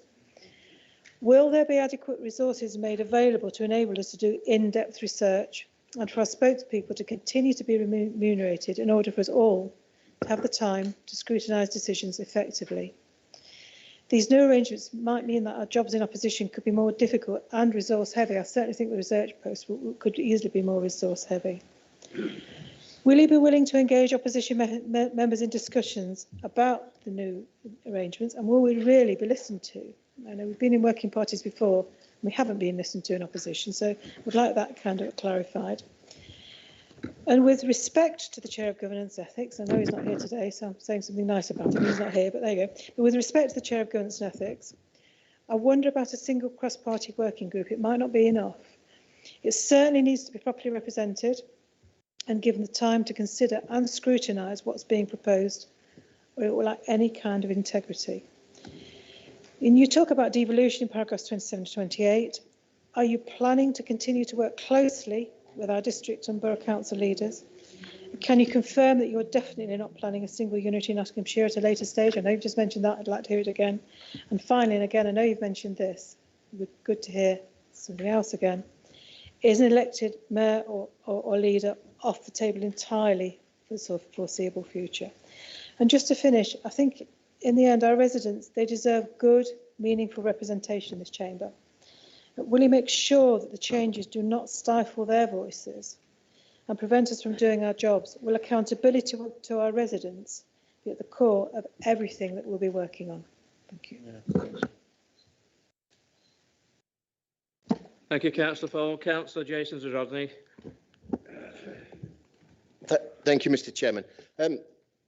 Obviously, in researching the paper, I looked at paragraph 8 of the report because that referred to the LJ peer review for 2019, and it made comments to justifying the changing governance system. But of course, at no point did it recommend changing to a cabinet system at the council. The report also referred to paragraph 10, in paragraph 10, of a written letter from the Secretary of State, former Secretary of State, Robert Jenrick, about a letter that he'd sent. So I asked for a copy of this letter. And again, at no point does it recommend changing to a cabinet system. So, I mean, it does call for stronger leadership. I'm sure that's not a personal attack, but it doesn't ask for that. So today, the report does ask for us to spend £100,000 on changing a system, effectively reducing scrutiny and the role of the opposition, to start a process that neither the previous Secretary of State or the peer review or residents have asked for, to go to a system that the new Secretary of State might not agree with, and to follow a governance system that may not lead to investment or extra powers. And there's no evidence of that anywhere in any of the documentation that's referred to as part of the evidence base for this paper. So I strongly feel that we are premature. I think we need to ensure that any scrutiny process is led by the opposition, to ensure that proper scrutiny at this council, and I refer members to the 2012 Conservative Manifesto, where the pledge was to change to a committee system at the county council because the cabinet system concentrated power into too few hands, and they said there was no public debate. And their rationale behind it was that it was more empowering for members and improved member engagement. Each councillor has to work harder, and how the decision is, and how is this decision doing that? Officers on this authority agreed. They said that they felt more compelled to take ownership when reporting to stable committees that could build expertise as opposed to a generic scrutiny committee. And officers submit quarterly reports, performance reports to appropriate committees. And they felt that that acts as a discipline for them and equally to members. And if we look at where top-tier councils are coping with cabinet systems, an example where a cabinet system goes wrong is only Nottingham City Council, where the council was criticised by its own members for poor scrutiny, poor accountability. And of course, we know that that led to debacles like the Robin Hood energy process. And I think, therefore, Mr. Chairman, and I hope the leader of the council may wish to take this suggestion. But I think we need to write to Michael Gove, and we need to ask him to confirm whether he believes that the letter dated from the 15th of July from Mr. Jenrick is still the belief of his department, because the cost of that stamp might save this council £100,000. And therefore, Mr. Chairman, I think it's only prudent that this council defers this decision until we've got clarification from the Secretary of State for levelling up housing communities and the Minister for Intergovernment Relations, until the full council meeting of November the 25th, so that we can have absolute clarity from the government about whether this is a necessity, because I will reiterate, it does not ask for it in the letter, it does not ask for it in the peer review. And the suggestion that it does is incorrect, it's misled the chamber. And I think we need that certainty before we agree to spend £100,000 of taxpayers' money. On that basis, Mr Chairman, I formally move a deferment until the 25th of November. Thank you.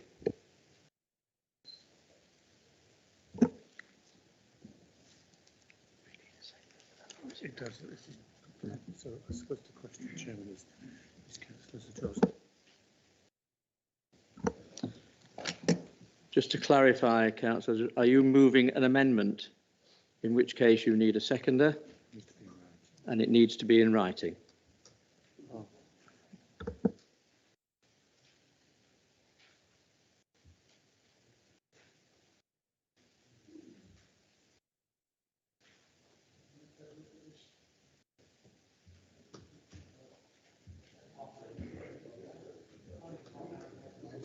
Now we need to allow the monitoring officer to scrutinise it and have a discussion. Can we adjourn for 10 minutes? We still haven't heard anyone second it.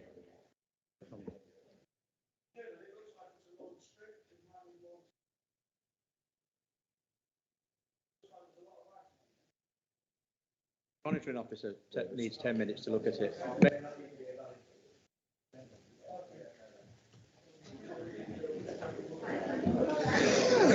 Here we go again.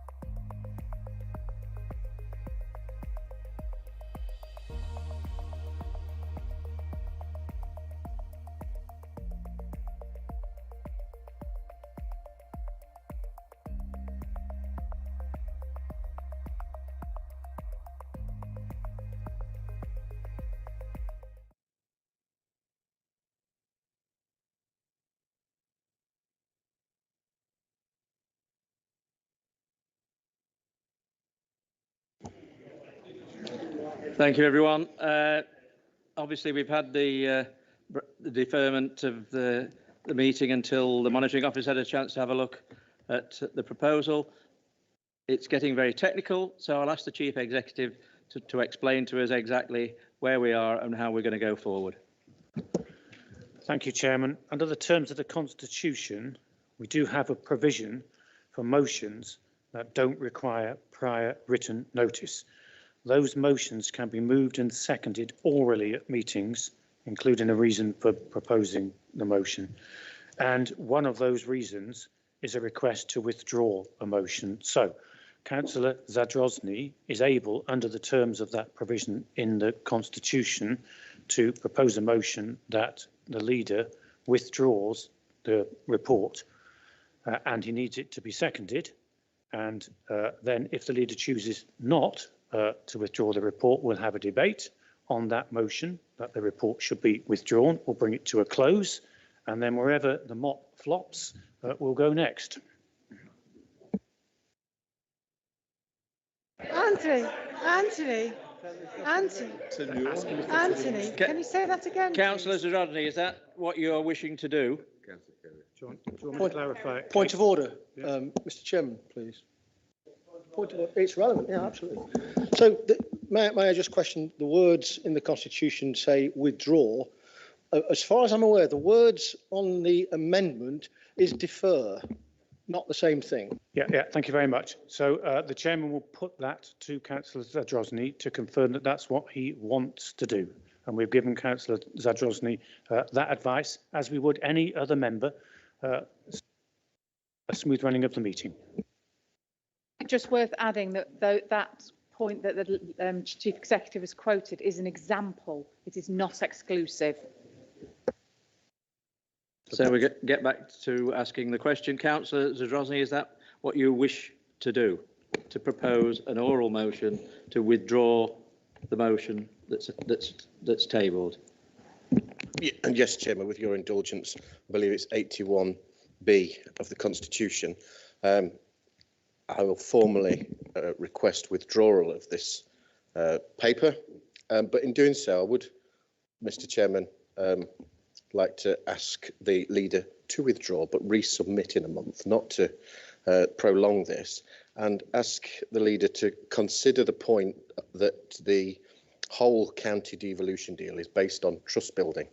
And I think some of the points I've made are really valid, that we've not had that clarity yet. And I hope a month or almost 2 months wouldn't prolong necessity of the work that needs to be done. And I hope on that basis, Mr. Chairman, he would consider withdrawing the motion and resubmitting it once we've got that evidence base that would satisfy some of us. Thank you.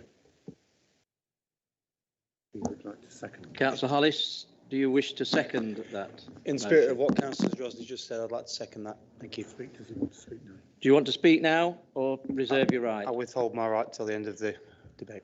Well, if you withhold your right, that means you don't exercise it. Do you want to reserve your right to speak? I'm quite happy for you to withhold your Extremely right, well Councillor pointed Hollis, out, yeah. I will give you the opportunity to reserve your right.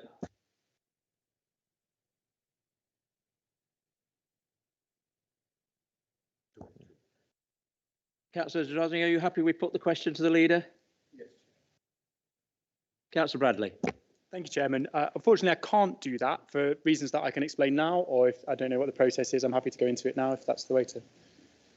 It's entirely up to you. We're debating the oral motion, so if you wish to make a statement I'll explain it now because I hope it can put the whole debate to bed. The simple fact is, and I understand the point that Councillor Zadrozny's made, the Chief Executive and I'm sure he's happy to confirm, met with officials in a formal capacity with Councillor David Mellon, with Councillor David Lloyd and with Andy Abrahams, the Mayor of Mansfield, to discuss our proposals with officials, as I say, in a formal capacity upon their invitation. That is the meeting in which they made formally clear that our current system is not an acceptable system in terms of an accountable model of leadership. Councillor Zadrozny was invited to that meeting, you may remember, when we met with leaders, and it was decided that it would be David Lloyd and Andy Abrahams that would come to it. As I say, I'm sure the Chief Exec will be happy to confirm that course of events. But the key point in terms of delay is this. we can only introduce a new system of governance at an AGM. It's already an incredibly tight timescale to turn that round before this year's AGM. You may remember when we moved the other way from a cabinet system to a committee system, it took more than a year, significantly more than a year to do. So the short and simple answer is I can't withdraw it and delay it, because doing so would mean that we missed this year's AGM. We then had to leave it 12 full months to the following year's AGM in order to change the governance system, by which time phases 1, 2 and 3 of the devolution settlements as laid out by government, which currently the only phases that they have suggested, would have passed and we would have missed the boat. And for that reason, obviously, I point out that we will come back with the detail of this proposal in the new year to formally agree it. So this is to agree in principle, not to agree the detail and implement it. That will be a subsequent vote in the future. But at this stage, if we don't start that work, we will miss the opportunity of devolution. And for that reason, I'm afraid I can't withdraw it. I hope that's an understandable explanation. Thank you, Councillor Bradley, for clarifying that matter. Has anybody wished to speak to the oral motion? In which case, no. Councillor Zadrozny has the right to sum up. Oh, Tom has the right. Tom wants to speak. Yeah. Yes, Tom, you did reserve your right rather than waive it. Can I seek some clarity just from the Chief Exec? I'm speaking now and then be able to speak again on the substantive motion, just because I want to focus my points just on the deferral. Yeah, so you could second this one and speak, Tom, but Fine, if we go back to the substantive motion without prejudging the vote, then you could speak again. That was the clarity I needed. Yeah, just to focus my points on the reason for the deferral rather than the substantive, because obviously we'll debate that in due course. It was really the reasons for why we've got to do this. You know, we can debate the merit of the cabinet and committee system at a later date, and I'd probably suggest even the meat of that needs to come when we've done some of the review.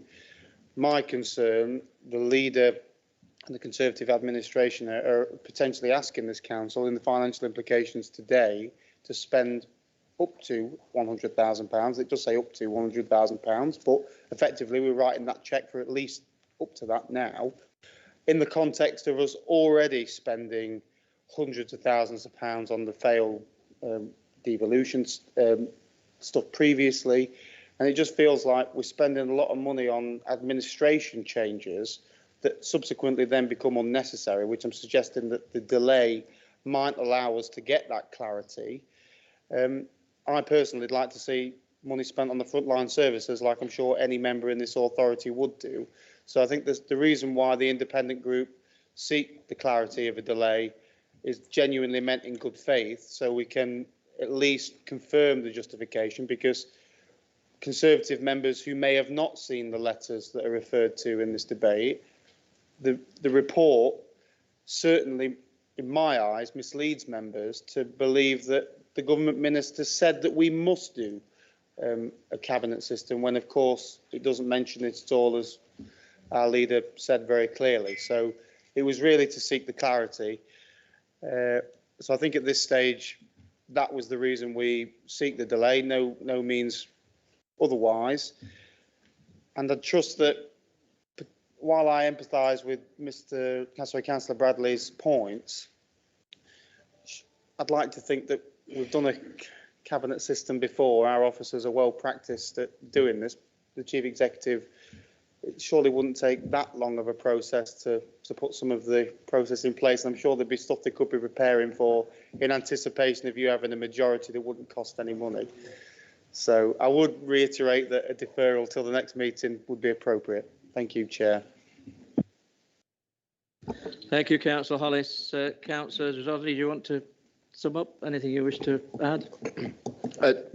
Not really, Chair, to any length. I think Councillor Bradley's expressed his rationale. I think perhaps page 82 of the document and the reasons there are outdated, and I guess they slightly mislead members in the suggestion about why this was necessary, whereas in page 83 it goes into a little more detail, but it's just not explicit. And I think, as Councillor Hollis has said, it's the financials, it's the timeframes and the things like that, I think, that we don't really understand. I've seen members of staff sort of smiling when we say it shouldn't take that long.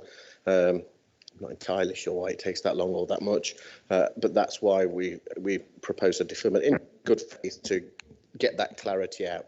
And I guess that there's another question about an EGM rather than AGM, what the legalities there, but it wasn't intended to prolong it past the AGM next year. It's clear where the administration are going to go, Mr. Chairman. I think that means that I certainly will be abstaining on the substantive motion when it gets to it, though. Thank you. Thank you, Councillor Rodney. Councillor Bradley, anything to add?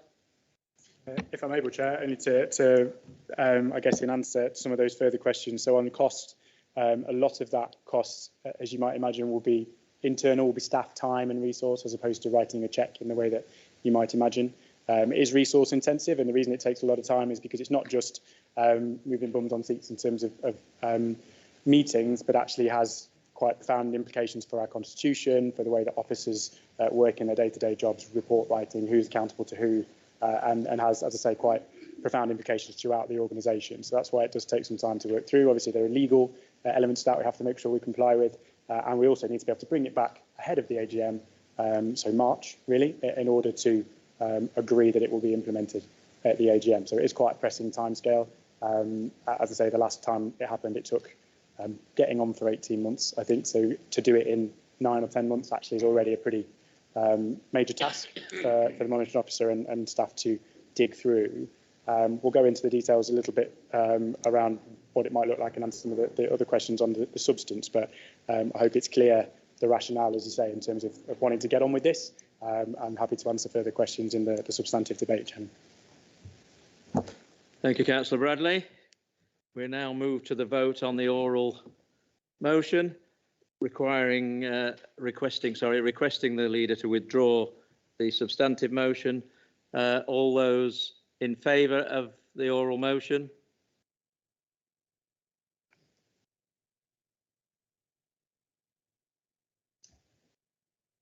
All those against?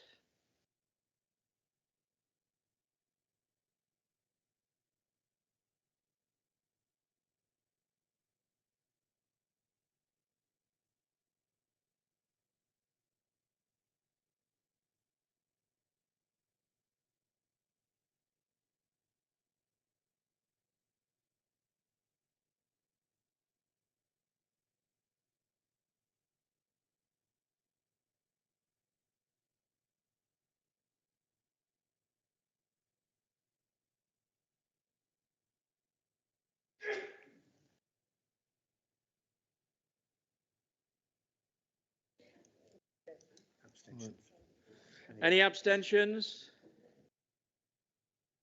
I don't see any.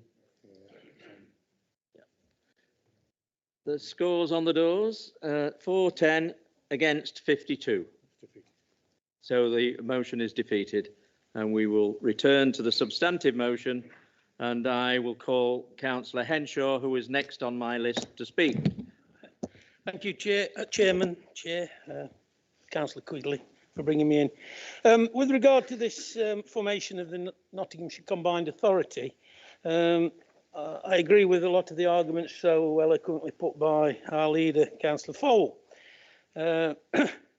It's certainly refreshing to have for an opposition leader to present such a concise and cogent set of reasons why we should support this, with the caveat that any future agreement, which obviously the leader will be bringing to this council, the full detail is undertaken or come to through a combination of discussions and participation of everybody in this room.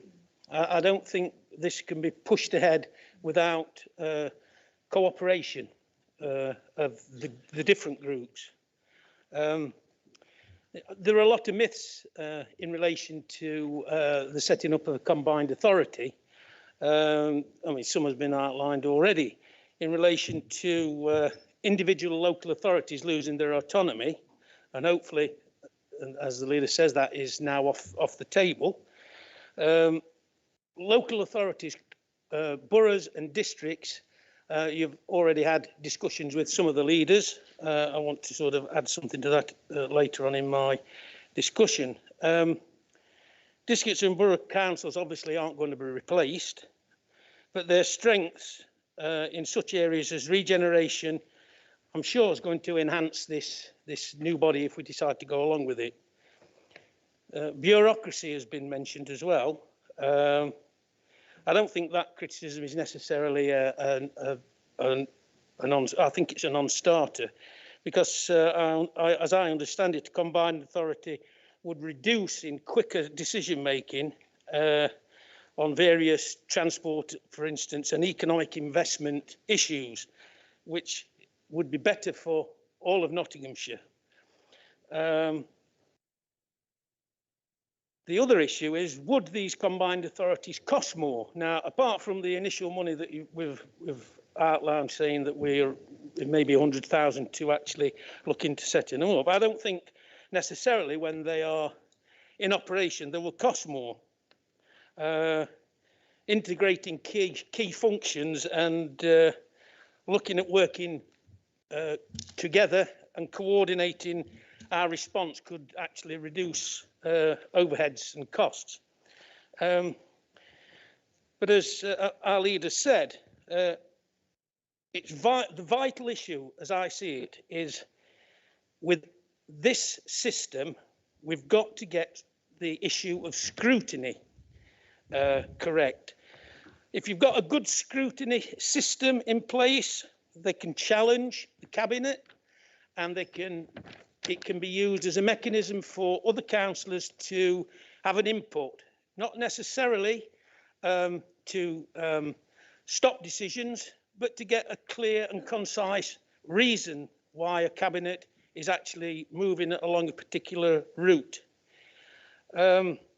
In Mansfield, we don't just have, when I was on the local district authority, I chaired a scrutiny committee, and what we did, we had three scrutiny committees, not just one. And the three scrutiny committees actually mirrored some combined cabinet positions. So you had a particular, not entrenched in a particular position, but it gave you a broader flavour when it came to calling decisions in and scrutinising decisions that were being made. So I would suggest, when we have our discussions in the future, we look at having a system where we have more than one scrutiny committee. I know that's in the fine detail, leader, but I think it's something we need to look at early on. Also, the decision to look at this obviously will mean that it gives us as a council an opportunity to actually look at the Constitution and modernise the Constitution and get rid of some of the antiquated language and make it simpler for people to understand. So I think that goes hand in hand with the cabinet system if we decide to do it. So obviously, I think what we as a Labour group will be doing is waiting for you to come to us so that we can all sit round the table, discuss the way forward, discuss the way in which this authority wants to move. Councillor Henshaw, you've got 30 seconds. Thank you. I'm winding up, Chair. Thank you.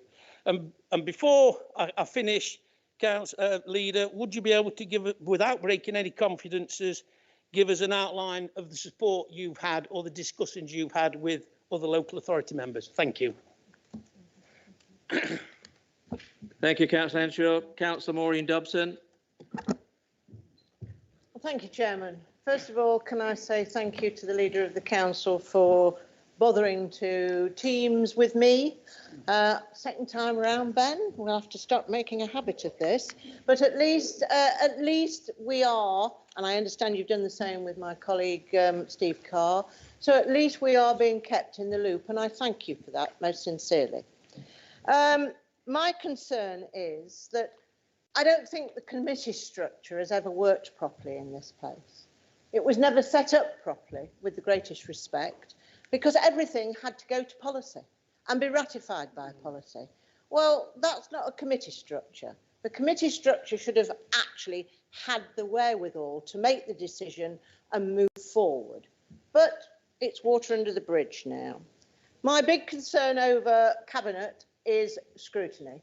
Roger Jackson will know full well, because he and I were on Newark and Sherwood together when we had a Cabinet and scrutiny structure. It didn't work because most of the people didn't have a job to do, and most of the rest of the council hadn't got a clue how to scrutinise. And I've already told Ben this, that he's going to have to get some training in, and he's just said agree things in March, ready for the AGM in May. Well, my goodness me, don't even anybody think, any of you newbies think you're going to go on holiday, because you're all going to have to be trained in how to scrutinise, for one thing, since the majority of this council doesn't even ask a question in committee. So how are you going to scrutinise? So that is my big worry. And Ben, you've got a huge job on your hands. You will vote this through. So come what may, I did ask him what you thought, your group, and he said, oh, they're all for it. And I said, do they really understand what it's all about? And I don't really think they do, but hey ho, they'll learn. They'll learn the hard way. Yeah, okay. There'll be a few of you that will be ducking and diving and vying for positions. The rest of you, cheerio. And where does that leave Steve Carr, Steve Garner, Purdue Horan and me? I mean, you might have taken him back into your group, God forbid. But having said that, it could be just the three of us. But I would like to know, and the Chief Executive has promised me faithfully, and I believe the Chief Executive, and I'm sure Ben will do the same, that he will keep us informed. That's us three, or four, it might be four. But seriously, ladies and gentlemen, colleagues, you do have to know.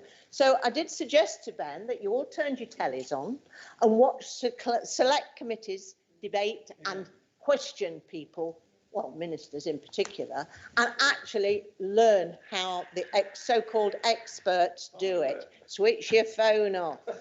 I am concerned, Chairman, and those are my concerns, and I hope that Ben will take those on board. Thank you, Chairman. Thank you, Councillor Dobson. Councillor Neil Clark, please. Thank you, Chairman. Surprise, surprise, this is about the people of Nottinghamshire. This isn't about who's going to be able to do what and who's got what position. This is about making effective governance to make it better for the services that are being delivered for the people of Nottinghamshire. And I've experienced both cabinet system and committee system. I'm a former leader of Rushcliffe Borough Council. I'm a current chairman of a scrutiny group on the Borough Council. So I've experienced all the systems in different guises. Cabinet system, as it does allude to, makes decision making much more efficient, much quicker, cuts out a complete level of talking shop and makes proper decision making much more efficient.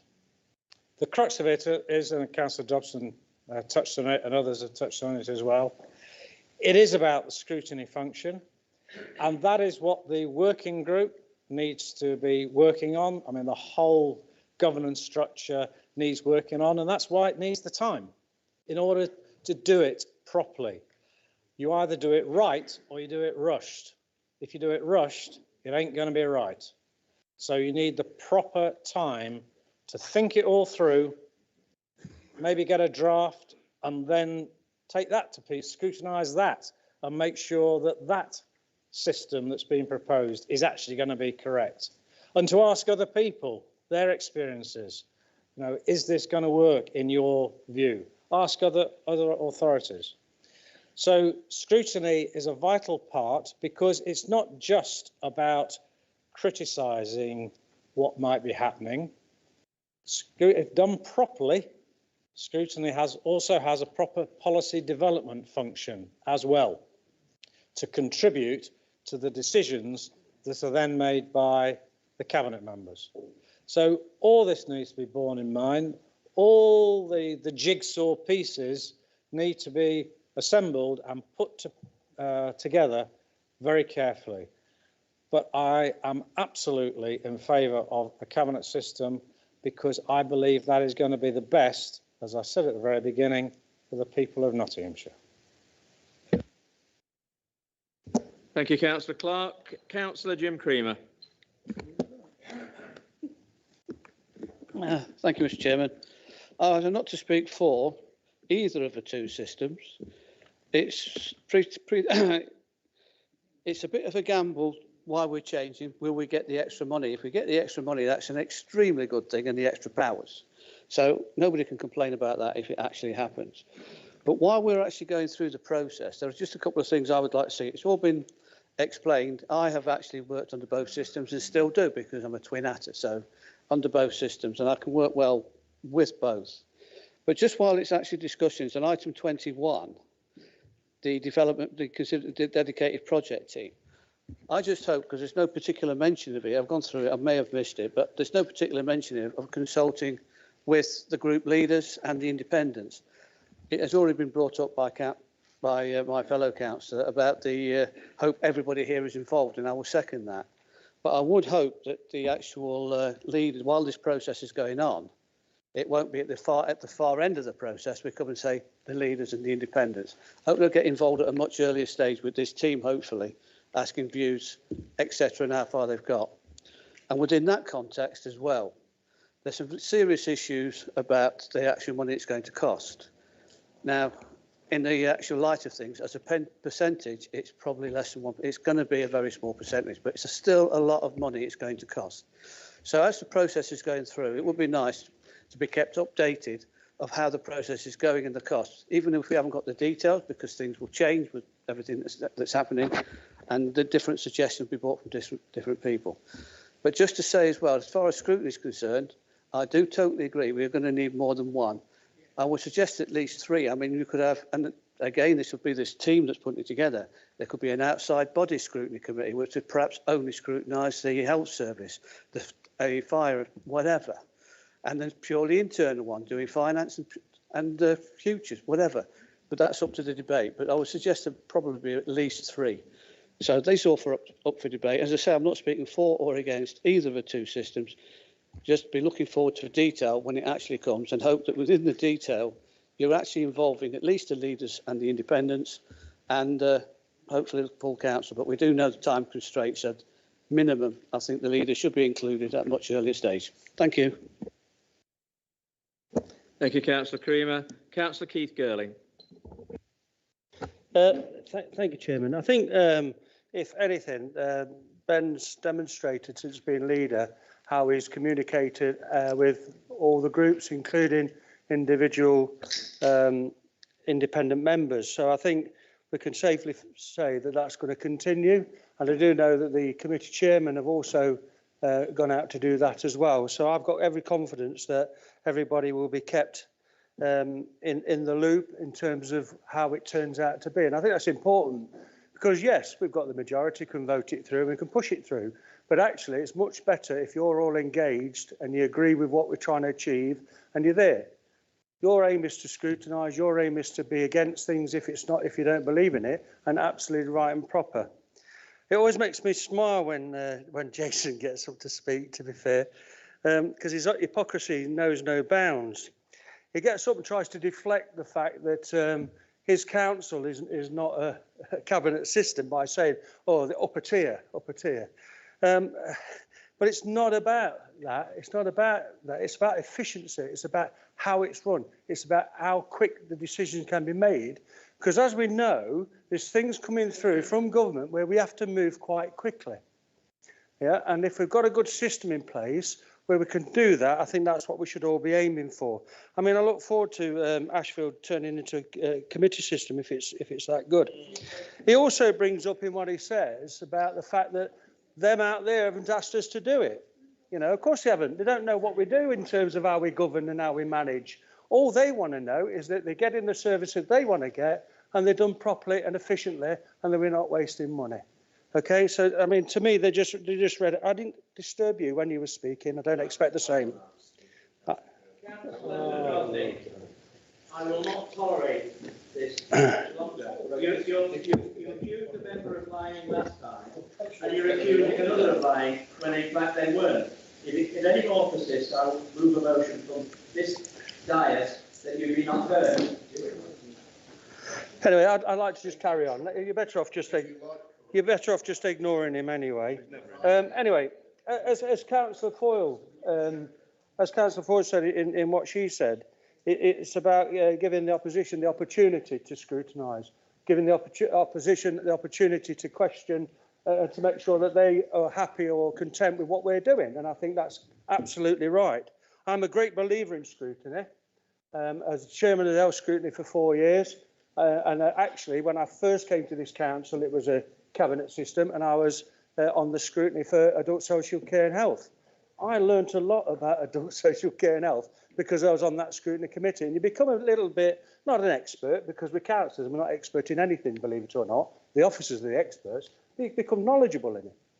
And then you get more of an understanding about it, and you can do things, have more of an opinion about it and shape things. And I think that's only right. But there's a word of warning. Scrutiny is only as good as the people on it.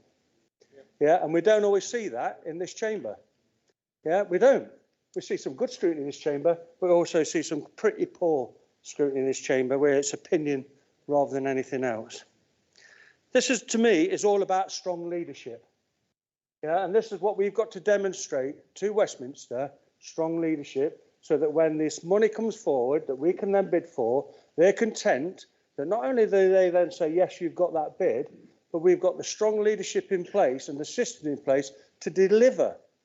We can win as much bid as we like. We can get as many millions of pounds coming in as we like. But if we can't deliver it, if we can't produce what we say we're going to do, then we might as well not bid for it in the first place. And to me, this is all about setting it up so that when it comes to our chance for us to get that money, we can get it and deliver on it. And that's why I support this. So to me, then, to sum up, Chairman, I think this is a good proposition. I think if we all get together and work out a good system, yeah, to make it work, then we'll have a really good system in this council to make sure that going forward, we'll not only get the bids in because they'll see that we've got this strong leadership, but we'll also be able to deliver those things. Thank you. Thank you, Councillor Girling. Councillor Penny-Gowland. Thank you. I'm new to this council and I'm actually relatively new to Rushcliffe, so I sort of find it disturbing to realise there's been 2 reorganisations here in a few years. At a time when so many residents are struggling with cost of living and tax rising, we shouldn't be batting away £100,000 on rearranging the council.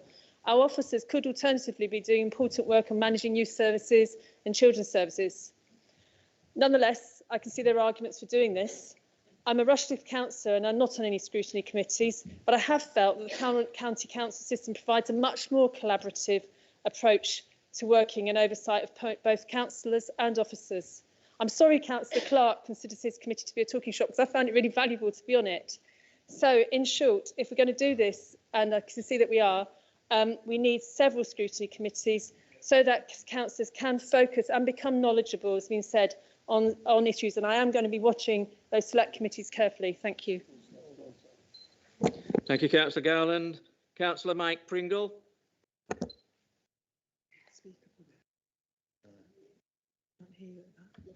Thank you, Chairman. I've made a couple of notes just to refer back to. The first ones are, of course, one of only 2 councils nationally that hold a committee system. Surely that shows that there's a direction for other councils that we should look at. And again, this has only been a change since 2012, so the members who are long-standing here will certainly recognise the operations as a cabinet system should move forward. That being the case, those that don't, I'm sure will get positive guidance and the option to be able to scrutinise in depth those committees and those things that are called in accordingly. I'm, like all of you, tired of Nottinghamshire being at the bottom of any league table with regard as funding. So if we are able, we have entered a new phase here, irrespective of where we are party politically. We have entered a new phase here where, shall we say, we're moved away from some dinosaur operations to a new outlook, which in itself will cause concern because of the speed in which we are being asked to respond. Speed is not always a good thing in politics, and debate often warrants the best outcome. However, we do recognise that speed seems to be part of the government's outlook presently, and I think I'd sooner be round the table talking about that and being able to question and support or actually challenge either way anything that we can apply for. And the question is quite simply in that, do we as members recognise that a cabinet system is robust guidance which offers efficiency and service provision? I think the outlook is that in today's political market out there, that yes, the speed at which we respond might put us in a different playing field. So again, cautious about speed, but recognise that that is something which is often termed, or certainly some of the dates that we've been given have been speed warranted rather than just moving along, plodding along and waiting to see what the outcome will be. The scrutiny of everything is going to be, has to be open and transparent, and that is going to be the success. That is going to show the success of any changes. If this goes through today, the cabinet system will be, the scrutiny system will decide the success of that. So as members, I think somebody else, I think it might have been Maureen that said, you're not going home. It's a scrutiny. You have to understand what you are scrutinised. You have to ask the questions. You have to listen to elders, something which, perhaps sometimes we don't do. Not you, Ben. You're all right. You're the lady. You can do what you want. But I think we have to listen to those who know, and sometimes we don't. Sometimes we poo-poo what they say. There's going to be a lot of things that me personally, I've never operated within a cabinet system, so this is new to me. I had a fantastic talk with Glyn. He goes back years, and I think, well, I say that, not too many years. Yeah, it's all right. Not as old as Joyce, is he? But I'll finish by saying,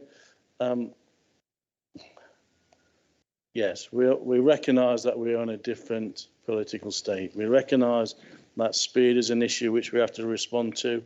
That in itself will bring caution, but the scrutiny, if this proposal goes through today, the scrutiny of this cabinet system will highlight the success of Nottinghamshire. So, thank you, Chairman. Thank you, Councillor Pringle. Councillor Sue Saddington, please. Thank you, Chairman. Well, as the current Chairman of Health Scrutiny, I must draw it to everybody's attention, but particularly Councillor Creamer, that we do have a scrutiny committee for health. I'm talking about inside. And we do have a health scrutiny committee, and furthermore, they are most able and most interested in the committee, and we are drilling down, which is what this is all about. Scrutiny is all about drilling down, and as Councillor Girling has said, by doing that you learn a lot and you get to know what it is that you're looking at. And it is no secret, because it hit the press, that we are drilling down.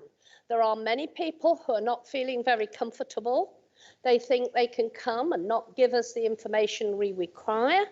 We are drilling down, and we will get there, because we are determined that the health will be looked at in detail. One thing I do agree with, and I know Councillor Dobson is a great advocate of scrutiny, she always has been, and I would invite you, Maureen, to come one day to our committee and see if we're doing the health scrutiny as you would like to see a scrutiny committee done. Yeah. The only thing is, the difference is, and I've been in this place long enough to have been on a cabinet system, and I know what Maureen was referring to. When we have our outside people here, we don't know them more than a name. So we can drill down, be difficult, make them feel a little bit uncomfortable till we get the information we want. But unfortunately, it's a bit different within, because you're sitting there and they're all people that you know, and it's a little bit more difficult to drill down and be a little bit difficult with your fellow members. But it isn't a comfortable journey, but that's what scrutiny is all about. It's for us to find out what is going wrong, what is going right, and try and suggest our thoughts in the hope that it's put in to the minds of the chairman and the committee. Okay, thank you, Chairman. Thank you, Councillor Sadding. Councillor Michael Payne. Thank you very much, Mr. Chairman. I rise in support of the motion here and commend the leader for the argument he's put out in the debate today. Why? Because we'd all like to live in a world of principle, wouldn't we? Where our governance system is perfectly transparent and perfectly accountable. But the truth is, Mr. Chairman, in my view, and others may disagree with me, neither the committee system nor the cabinet system are perfect in terms of accountability, perfect in terms of transparency, or perfect in terms of decision making. And anybody who tells themselves that it is on a hiding to nothing. I rise to support this motion for one reason and one reason only. This is committing us to supporting the cabinet system in principle. There's still work to be done. And the cautionary rider from me is the devil will be in the detail, and you will be judged, Ben, on the paper that you bring back here. But I support your motion emphatically for this reason and this reason only. There's one game in town being played at the moment by central government. I don't like that game. I don't like a game where city is pitched against county, where county is pitched against second county, where we go on a race to the bottom about who can get at the front of the queue in terms of devolution. I don't like the game that plays pork barrel politics, where you get a Towns Fund or a Future Heights Streets Fund if your face fits in government or if you've got a majority or slim majority in terms of your Member of Parliament. But I recognise that the Prime Minister has a mandate. I recognise that he has a prerogative. I recognise that you have a mandate from the County Council election and therefore have a prerogative to make decisions. And that is the game in town. And the truth is, for far too long, that we here in the East Midlands, and I include myself in this as a twin hatter and deputy leader, have navel-gazed, have had internal debates about whether we agree with each other or not because we're on the blue side or the red side, and we've missed out. Or as Councillor Neil Clark put it earlier, the people of Nottingham and the people of Nottinghamshire have missed out. So I don't like the game. I don't like the footballers on the pitch. I don't like the ministers on your side of the table, but it is the game in town. And whatever it's the game in town, it's incumbent on us all here collectively in this chamber to play that game, to make sure that Nottinghamshire is no longer in the Sunday League, but that it's arguing to be top of the Premiership, that it's at the front of the queue, and that we stop this silliness of losing the third leg of HS2, of losing the Midland Mainline electrification, of losing out on infrastructure funding, of not being able to score those deals in terms of skills devolution funding. So that's the game in town, and that's the one that we've got to play. I just say this in closing.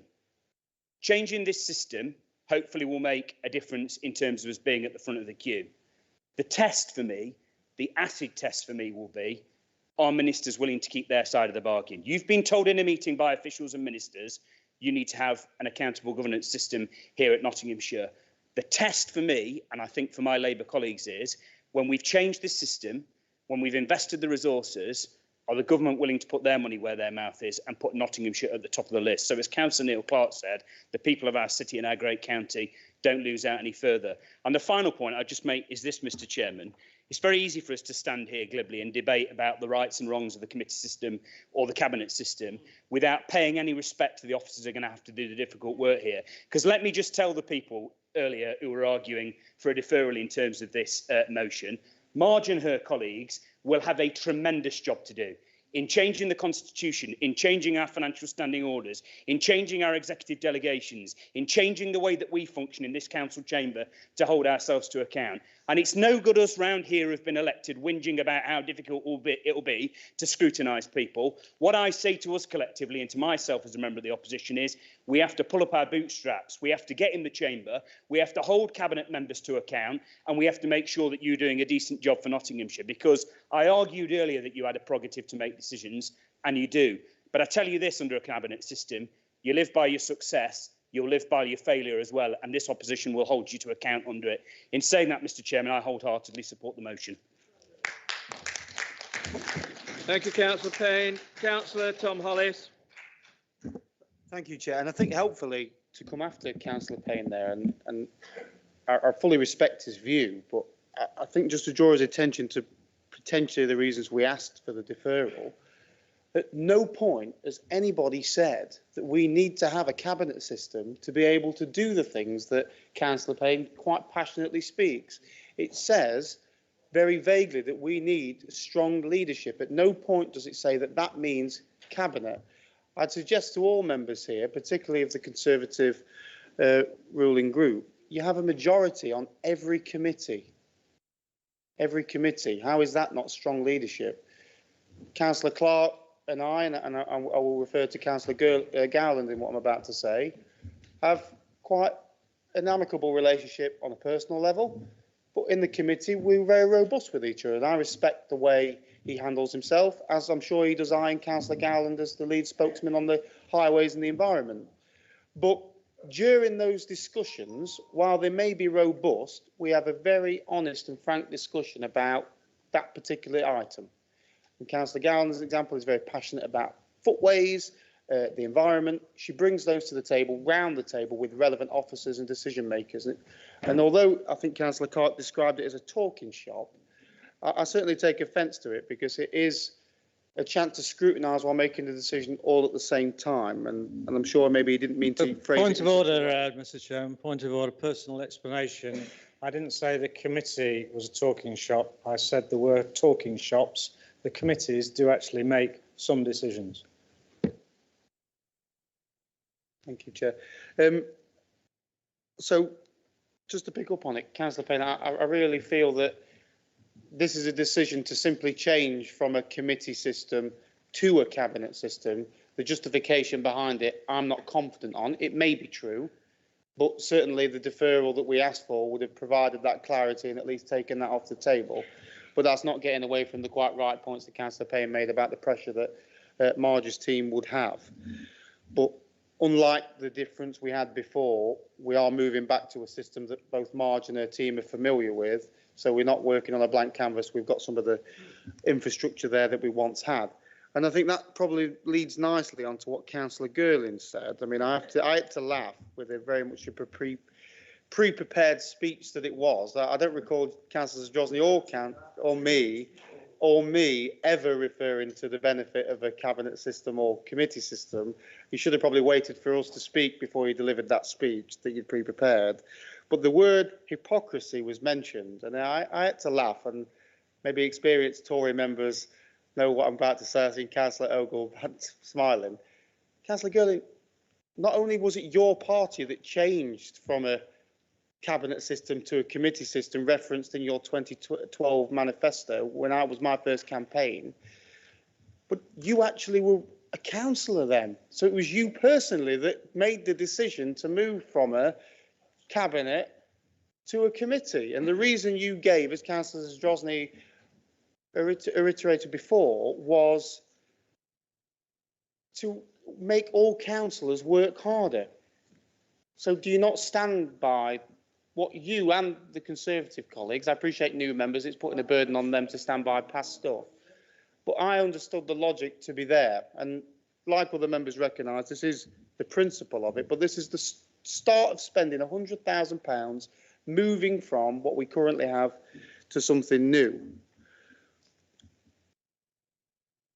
And I think a broader point on this, and I'm sure opposition members share the same frustration, when we've asked questions of chairmen of committees in full council, which will be the primary tool of scrutiny, for backbench members and opposition members, we often don't get a straight answer.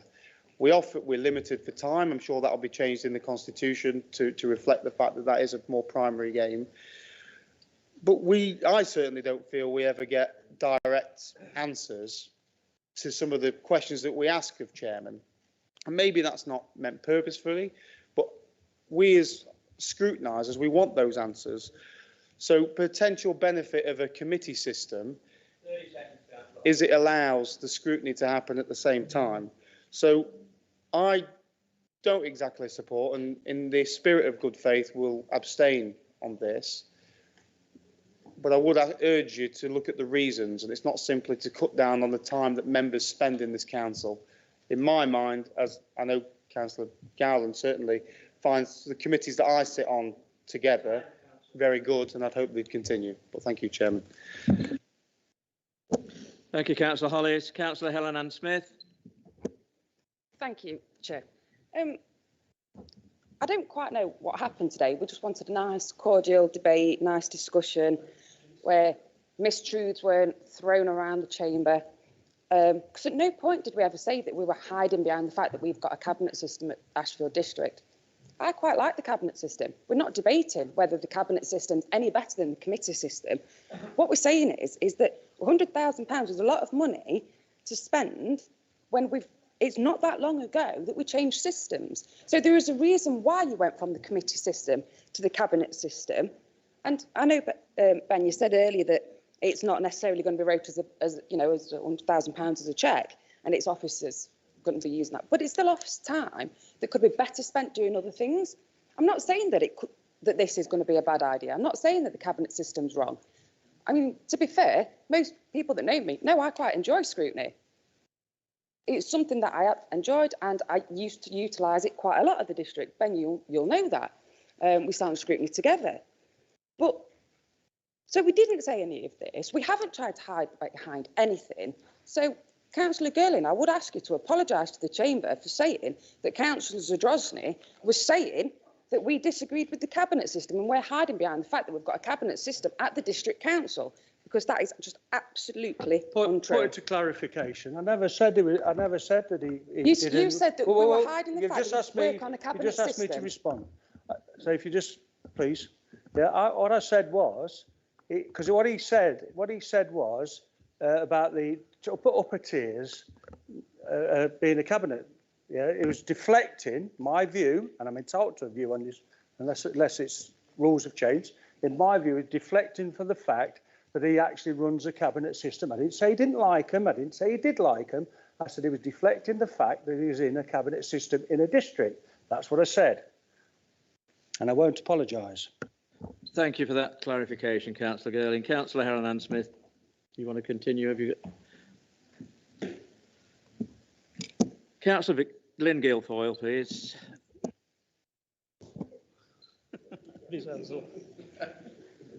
Chairman, thank you. I particularly was saddened when the cabinet system went, but then I was a cabinet member at the time, and understand from my point of view about the issue of being able to make decisions very quickly. But I also understand that, things change, and sometimes what goes round comes round again. So, from my point of view, I think what we've got to do is we've got to look at the pros and the cons. We've got to look at the reasons that were laid out in the peer review, and I think we've got to put all them down and make a decision, but make it with all the facts and, as my colleague Abel said, with all the details put before us, and make that decision then. What I would also like to see is people to start to act like adults when they're in the council chamber, because I'm getting fed up of it. I'm getting fed up of people getting up, stopping meetings, arguing and walking out. And if people want an apology, somebody needs to apologise for saying, well, you like corruption when they walk out. I mean, I don't know what it was about, and I don't know why, but I'm just fed up of it. I'm fed up of earlier on when the meeting was adjourned. People were stood up nearly fighting. It just gets absolutely stupid. And it should play no part in politics. or in this chamber. We should respect each other. So from my point of view, if there is an issue,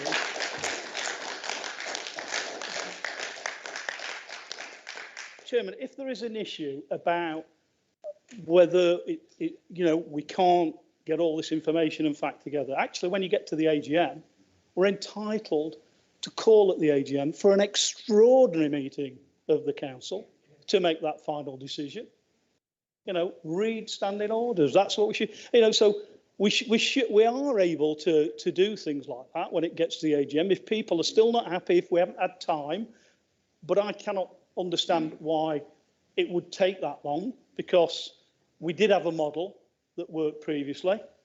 Again, that's down to members who are scrutineers to make that part work, as has been said. And I actually in one sense relish being on scrutiny and being also, as Councillor Clark said, not just looking at scrutinising some of the decisions and the discussions around that, actually looking at formulation of policy.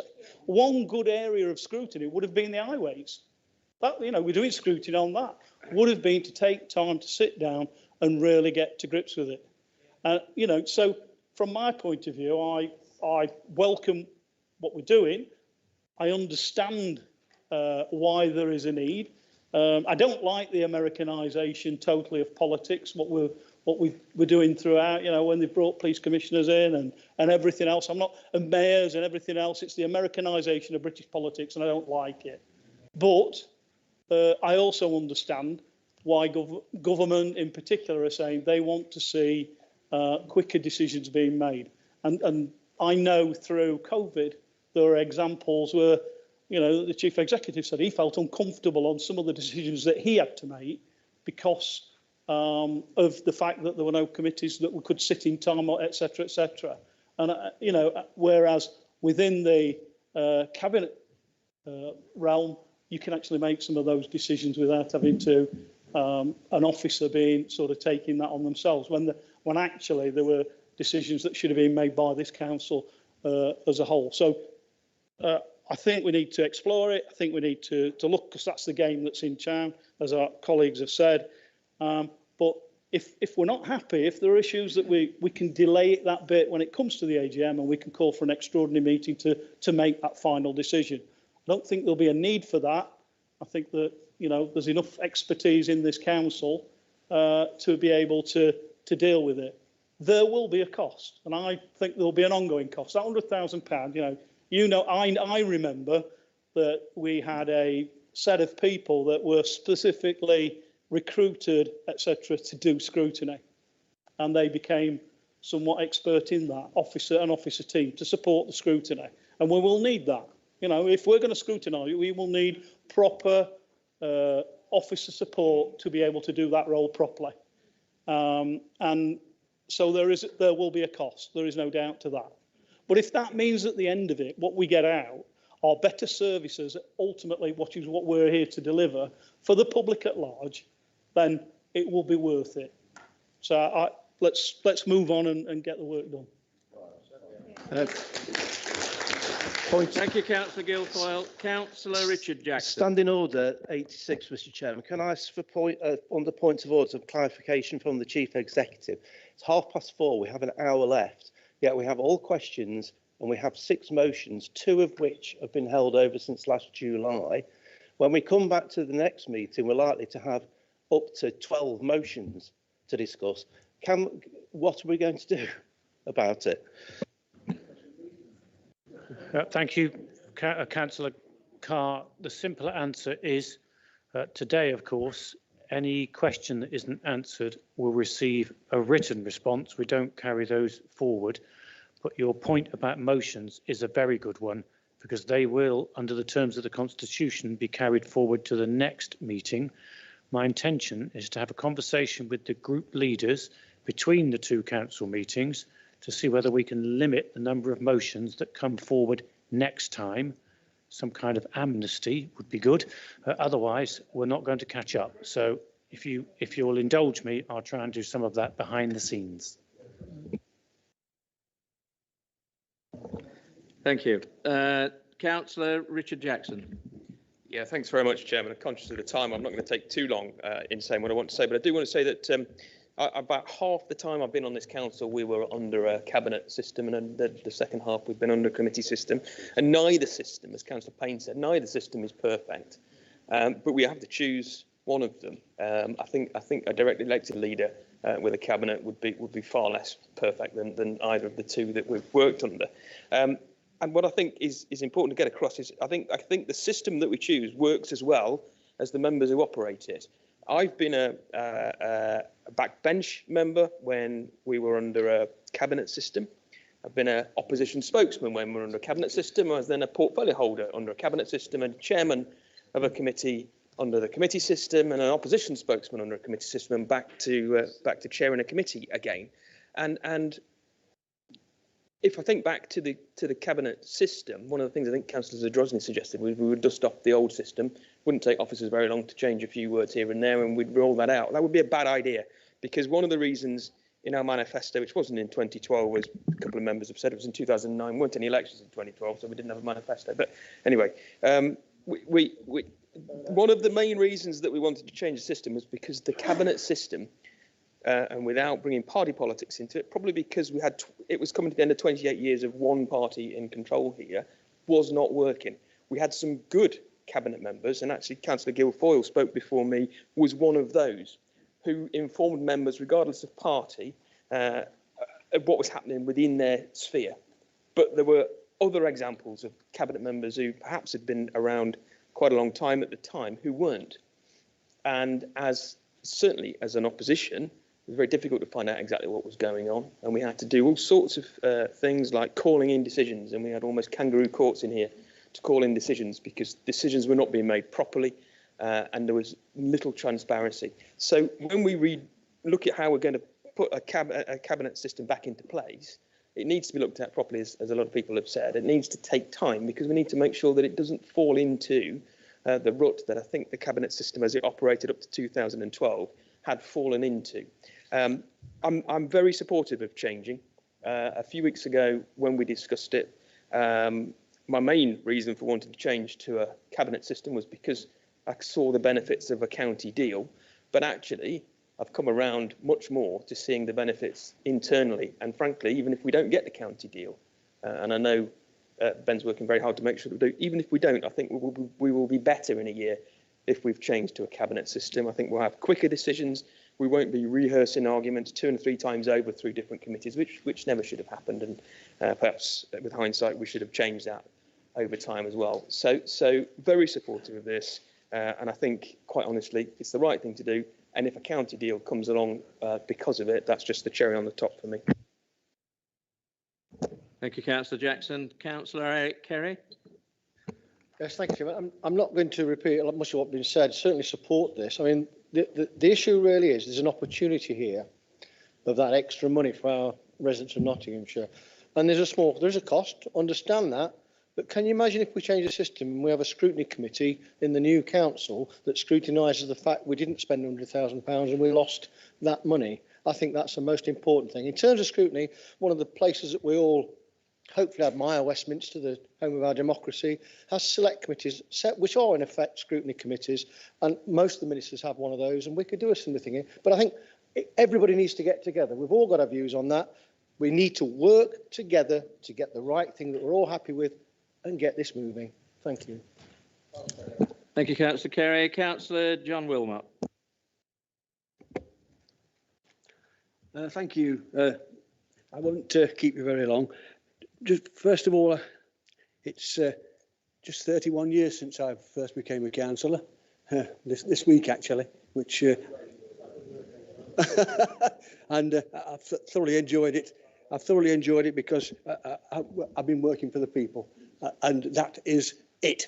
Really, you've got to work for the people out there, because without getting things done for the people, they'll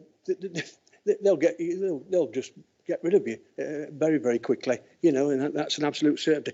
But what I want to talk about, any system you do won't work without the members getting involved with it totally.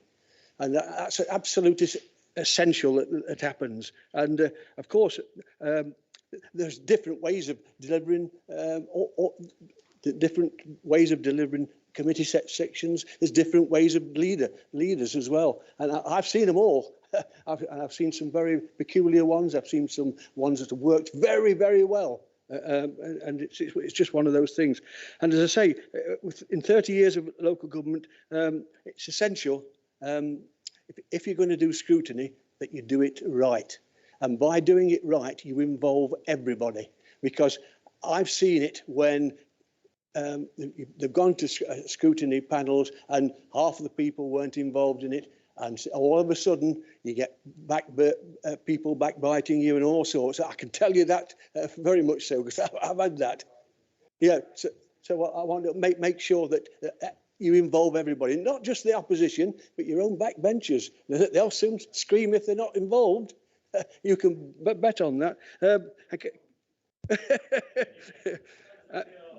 And can I say that it is scrutiny is not just scrutinising policy.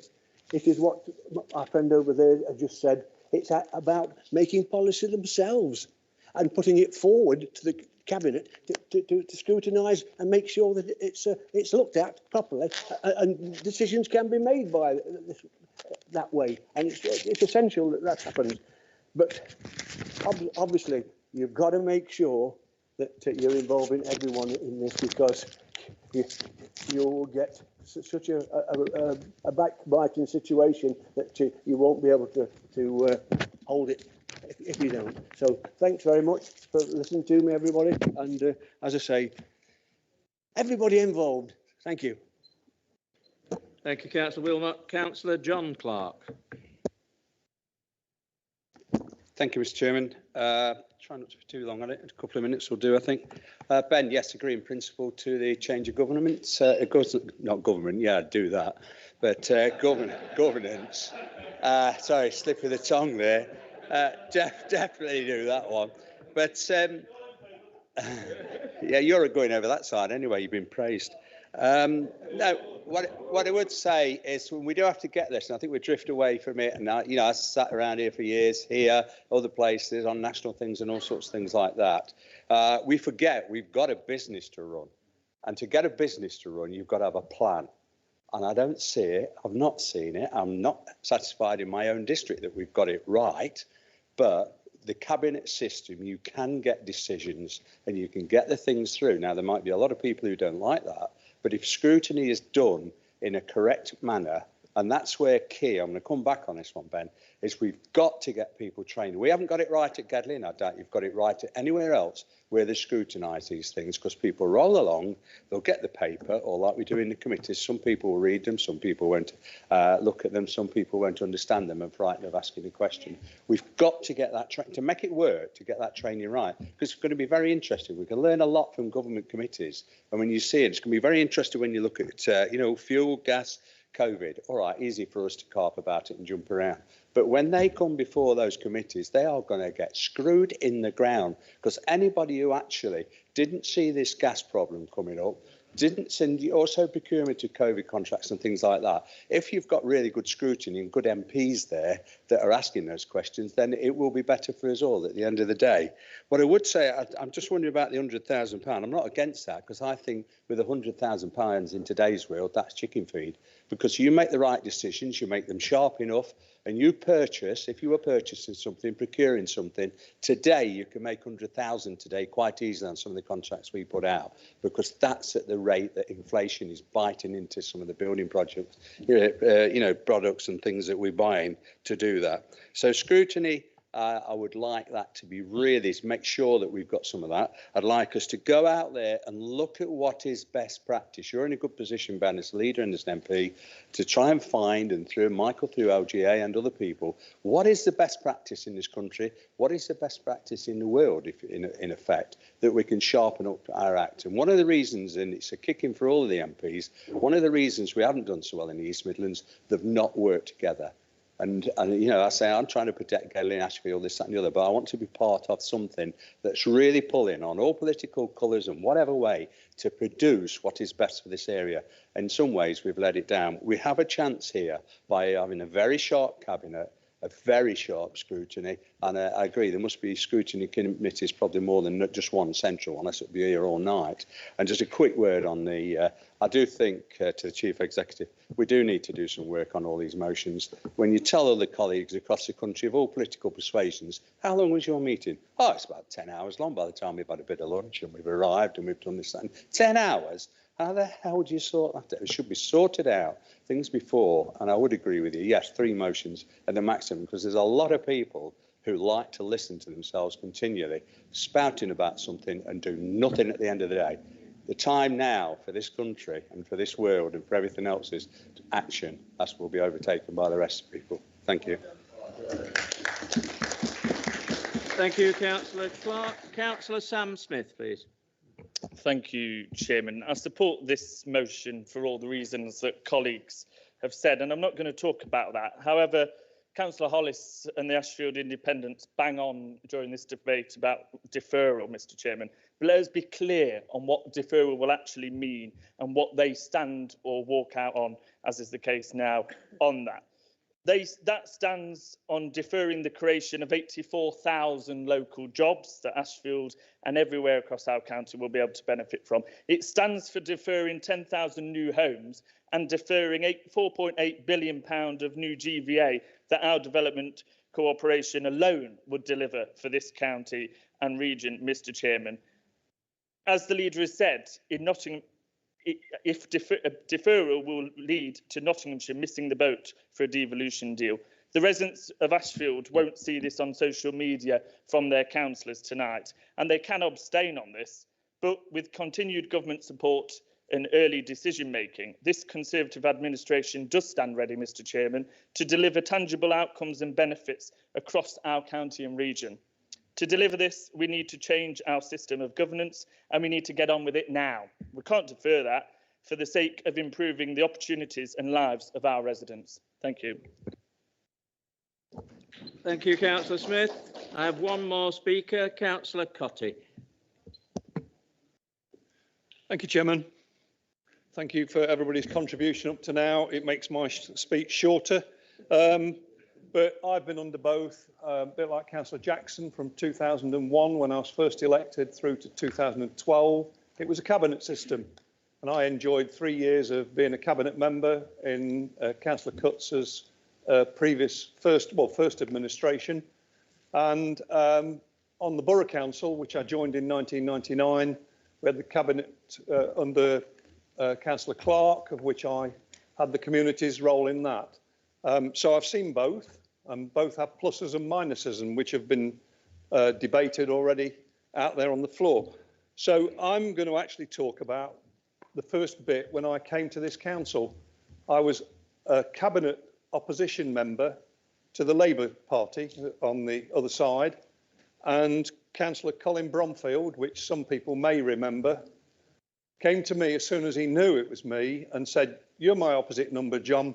This is where we are. I want to have a meeting with you. I want to take you out. I want you to understand what I am doing." So the role of the cabinet member for a portfolio needs to work with people. They need to be honest. They need to show what they're going to do. And as Councillor Payne said, he said, you're going to be held to account in this chamber, and you are. You're going to be held to account by your members. You are. So I believe it's worth looking at this, seeing how we can go forward, because my preference would be the going to cabinet, but I understand that both have plus and minuses. And I'll follow off what Councillor Clark said with £100,000. That's a lot of money, but if it's going to bring in the rewards that come with going down this path, it's got to be worth doing. So I am supporting the recommendations on this paper. Thank you, Chairman.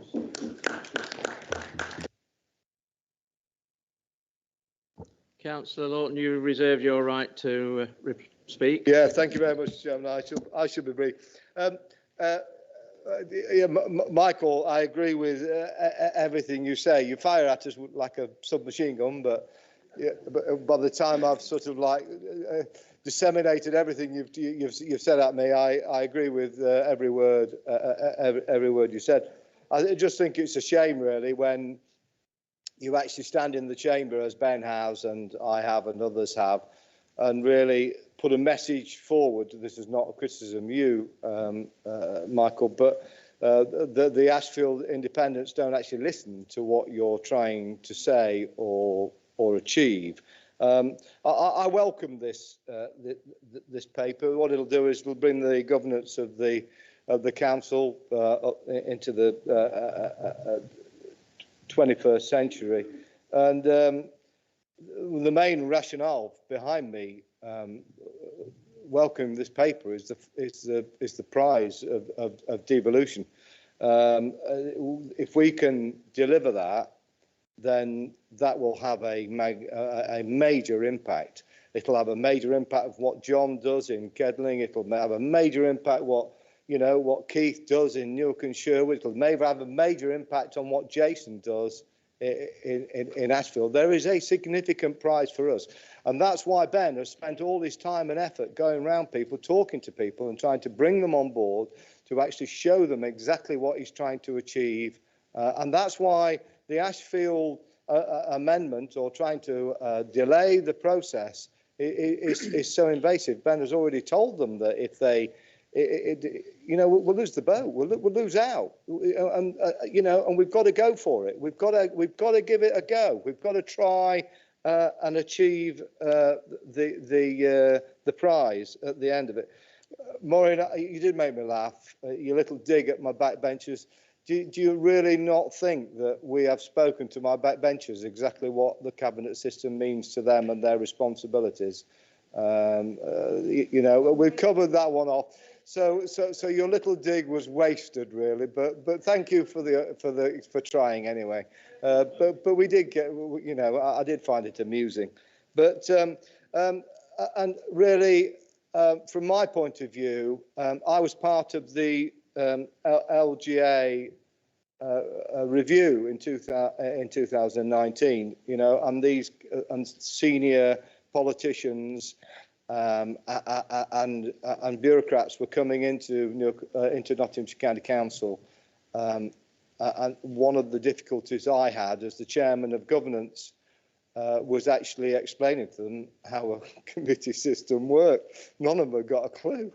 They haven't got a clue. It took me about 45 minutes to actually persuade to them how scrutiny occurred within the department. They had not got an idea of what we were doing in Nottinghamshire, not a clue.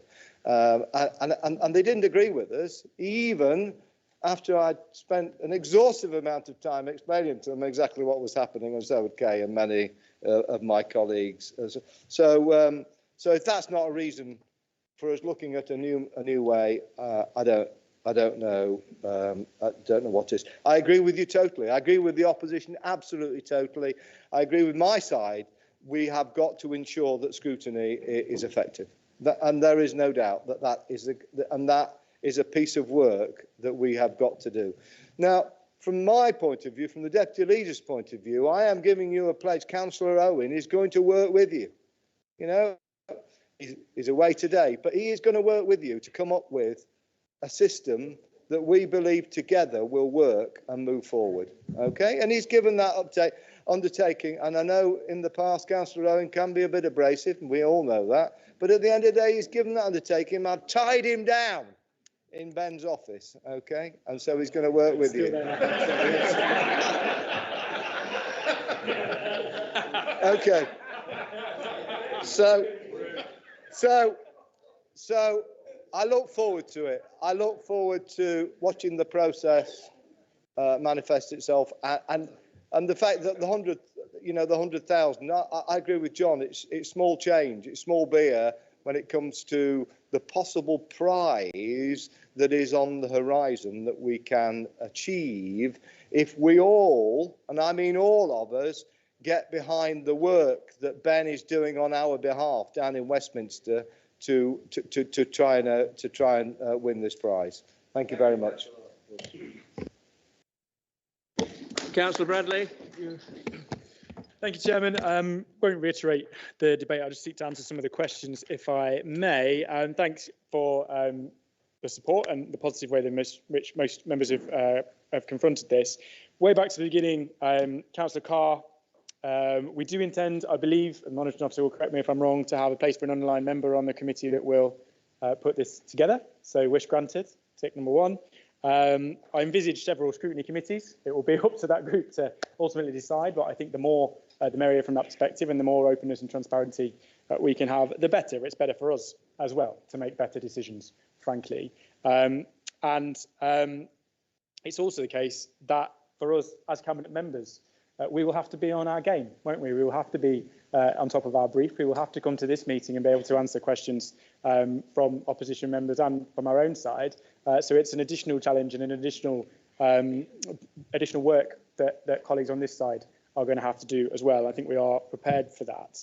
The point is ultimately that government wants accountability, and that's what I hope we will have. Councillor Fole, you're right to point out this isn't backing devolution or any particular proposal. You're absolutely right. I hope that it gives us the ability to go and seek that, whilst it's not committing to devolution or any particular deal. What's clear and what I'm trying to put across is that if we don't, we ain't getting it. And so it's another step on our road in hopefully the right direction. On scrutiny, of course, you have my commitment that we will work with you and with all members to put together a system that works, and we will engage with you through that process. You asked me to commit to certain things. This is not a unitary approach. We're not going down that road. I said we need to commit to 2 of 3. That's the one we're not doing, and I hope that is still very clear. And on mayors, this option doesn't have a mayor. There might be an option in the future to have a directly elected leader. Personally, I'm not a big fan of that. I think that's risky for the authority because you might end up with a Conservative leader and a Labour majority, and it just gets very messy. So I prefer not to do that, but we understand from our conversations with the government that's hopefully not necessary, and that this strong leader and cabinet model would do it. But even in that circumstance, that's not an additional politician, that's not a mayor overseeing, that's within the structures that we would have anyway. Councillor Drozny is not here. I think we covered the main points about reasons around delay and some of those challenges, finance, and the fact that a lot of that is internal in the previous debates. Councillor Henshaw asked me to touch on discussions with other local authorities. I think we're working through a lot of detail. We've had, I initially had individual phone calls with all of the local leaders about the premise. We've then met as a group of leaders to agree the principle of going down to Westminster and seeking such a deal. That was unanimously supported by all leaders.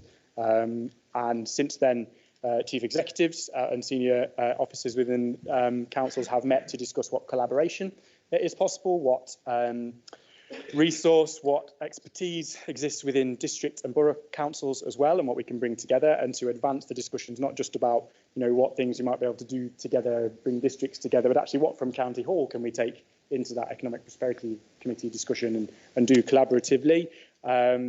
We have another meeting with leaders booked in, I think, the end of this month, and we will meet then formally through the Economic Prosperity Committee in the middle of October. So we are progressing at some pace, and I'm trying as much as I can to keep people informed and bring people along with us.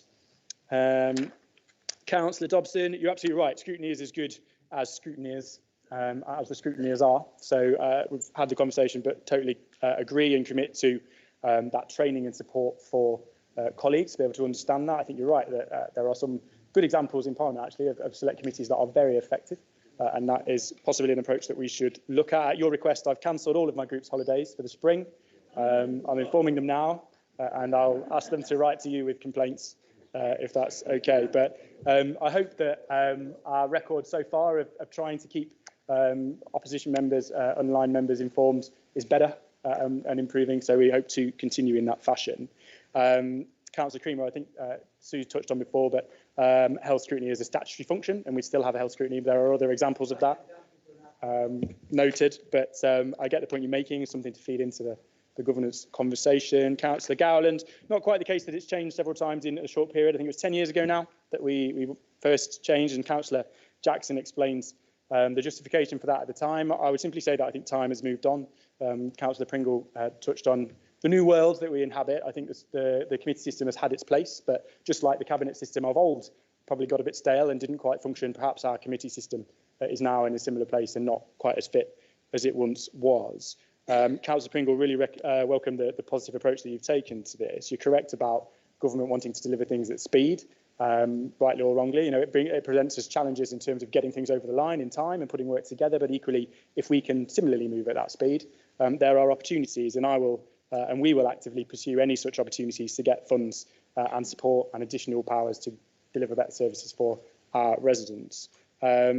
Councillor Payne, absolutely recognise the caveat that you put in there about detail. We'll come back and hopefully you will be very engaged in the process of putting that detail together, but we'll come back and agree that in due course. I hope that our devolution conversations aren't pitting city against county, because we intend to work very closely with David Mellon and with the City Council to come forward together if that's at all possible. Ultimately, government will decide what's possible, but that's certainly our intention. And it's also highly competitive. So far from giving deals to your mates, we've got a lot of work to do among a lot of authorities that have submitted bids for similar deals to prove that ours is not only feasible and deliverable, but that we are in a place here to get on with it, which is why this is such an important discussion. Councillor Hollis, you touched on some elements of the kind of scrutiny process, and I think the joy in many ways of a cabinet system, having sat on both, Helen said, we sat on scrutiny committee together back at Ashfield in the day, and I thought quite effectively held the Labour administration to account at the time through that structure.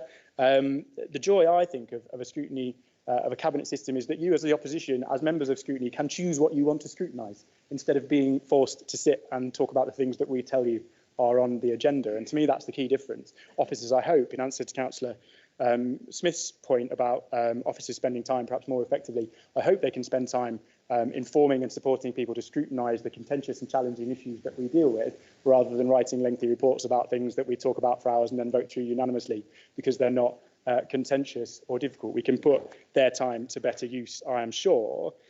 Glyn, Councillor Guilfoyle, you're right, we need to plan this, organise, get the detail in place, and then we will ultimately come back and decide. You're right that we're not starting from scratch. We can look at the framework that we had previously, although, as Councillor Jackson's pointed out, we're not just going to adopt that as read, because there's a lot of work we can do to improve it. We intend to do that, and you're absolutely right that Highways Review Panel represents an example of a scrutiny committee that creates policy and that can help us to not only just decide whether what the authority is doing is right or wrong, but to bring forward ideas to create policy and to promote things too. Councillor Clark, you said you want to see a plan, you want to see the vision for the future. Well, I think obviously our council plan will come forward over the course of the autumn, educated and brought together with the results of the consultation that we've held over the summer. And what the new structure, I hope, will do, subject to obviously supplying that detail, is require us actually as an administration to plan ahead and openly lay out these are the decisions we intend to look at, this is the timescales we intend to look at them at, to help inform that scrutiny process. And it will actually require us to have more of a detailed forward plan that I think will be beneficial for everybody. I think, correct me if I'm wrong, but between Councillor Lawton and I, we've hopefully covered most of the questions that have been raised, but do come and talk to us if you have further ones. Thank you again for the open way and the support that's come forward in this debate. Hopefully it gives us now the opportunity to crack on, to deliver something positive. As Councillor Jackson said, the more I dig through this, the more I think this is the right thing for our administration ourselves anyway, subject to the detail, regardless of a devolution settlement. But certainly that devolution settlement is a huge prize for us to pursue. It gives us the best opportunity to do that. And again, thank you all for your support in the debate.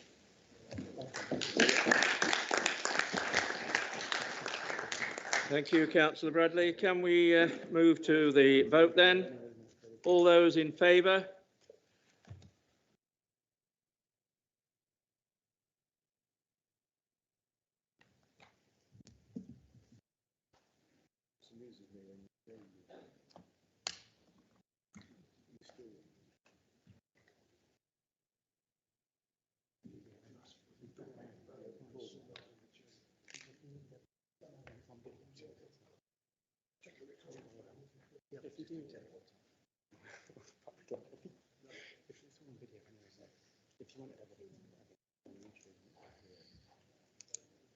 Thank you. Against, please. Abstentions?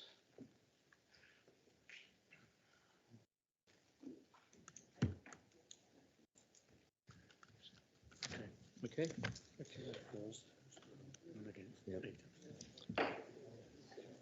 The result of the vote is 51 for, none against, and 8 abstentions. So the motion is carried. That's another fine mess you've got me in, Lockley.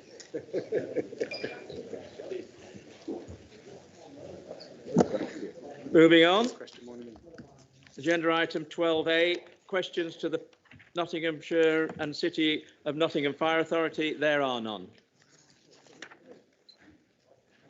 Question 12B, questions to committee chairman.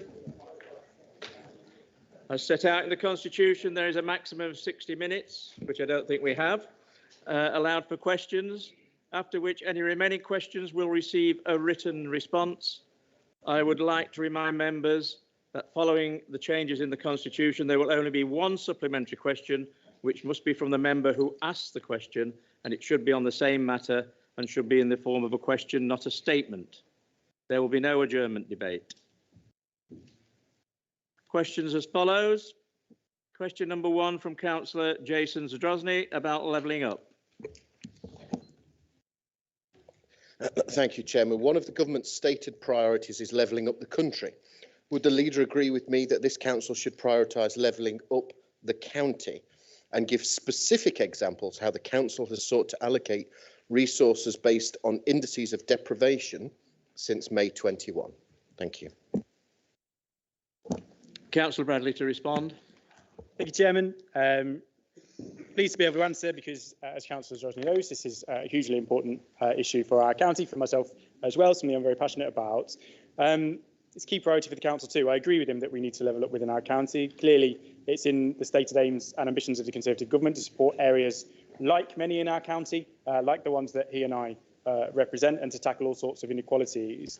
It starts with national government, and we're making a good start because, of course, North Nottinghamshire, where perhaps the most obvious pressing needs exist in areas of Ashfield, Mansfield, Bassetlaw, Newark and Sherwood, which is not to say it doesn't exist elsewhere, but they're the places where the data that he refers to most clearly show that social and economic disadvantage. We've already had commitments for more than £120 million of additional towns fund and future high streets funding, with Ashfield, of course, arguably set to benefit more so than anywhere. So I know that Councillor Zadrozny will welcome that additional government funding. There are more opportunities to seek and secure investment through the Levelling Up Fund. There are bids going in all over the place as we speak, and the county intends to bid for transport projects. That levelling up and deprivation element is a key part of how we will decide which projects to put forward. It's not just about money, though, of course, and we know it helps, but there's more to it. And this autumn, the intention is to set out in a white paper what levelling up means in a more holistic way, particularly around skills, particularly around health inequalities. And the key thing for our area, I think, is creating sustainable jobs and careers that can be accessed by those disadvantaged communities, not just geographically, but in terms of having the right training and the right skills to support. Tying these things together will help those residents to take advantage of the opportunities. Initially, I wrote a speech that went into all of the potential work we're doing with all sorts of partners on skills and things like that. I'm conscious that we are short of time. So I named some of the areas that are most impacted by inequalities. Much of our council's core work is built around tackling that social and economic challenge, supporting residents with everything from accessing the basics throughout the pandemic to complex safeguarding or social issues. Across children's services, for example, he'll know that a large proportion of our spending on protecting vulnerable children, supporting families and seeking to improve life chances takes place in the most disadvantaged communities, particularly Ashfield and Mansfield. And he'll know that the MASH, our safeguarding hub, is based there. He will know that we've recently invested in new facilities in those areas to support residential care for vulnerable children. That kind of investment and work takes place where the need is greatest, based on the disadvantage he finds in his question. But in terms of indices of representation, we have to focus those services where the need is. That, although it links and maps closely with indices of deprivation, we have to deliver it to individuals who need it. And therefore, it's not data that backs that up in the same way. When a child comes forward who needs that support, we will deliver it. So it's not necessarily mapped out as he would like. Whilst government's measured out that priority need based on a district level indices, obviously we're more engaged directly with those communities, individual families in lead, and we can't necessarily manage those services on that same level. What we have done in terms of additional projects to support people, various actions, we've approved a local communities fund to help people who've been hardest hit by the pandemic. We're investing in extending the Healthy Families programme, secured government support for people recovering from substance misuse, which has been a prevalent conversation today, working with partners through the ICS, the care system, to look at better supporting people in care, additional £3.3 million into maximising the independence of adults around the county. And although we don't judge those things based directly on that data, it is a part of the conversation when we allocate things. And I think you'll find if you look at those services, they are mapped quite closely to the areas of greatest need. So it won't surprise Councillor Drosy to know, I'll come to a close, Chair. The question's slightly overly simplistic in its nature. I hope from a fairly comprehensive answer you'll see there's a huge amount of work going on in the most disadvantaged areas to level up within the county. Certainly a key priority for me, but it's often not desirable or possible for us to measure it quite so neatly as you would suggest. Thank you, Councillor Bradley. Do you have a supplementary? Thank you, Chair. Yes, I appreciate the leader's answer, and I appreciate that the data is not available in the way that is easily as digestible, maybe, as to point out. But I guess some of this is about a statement of intent.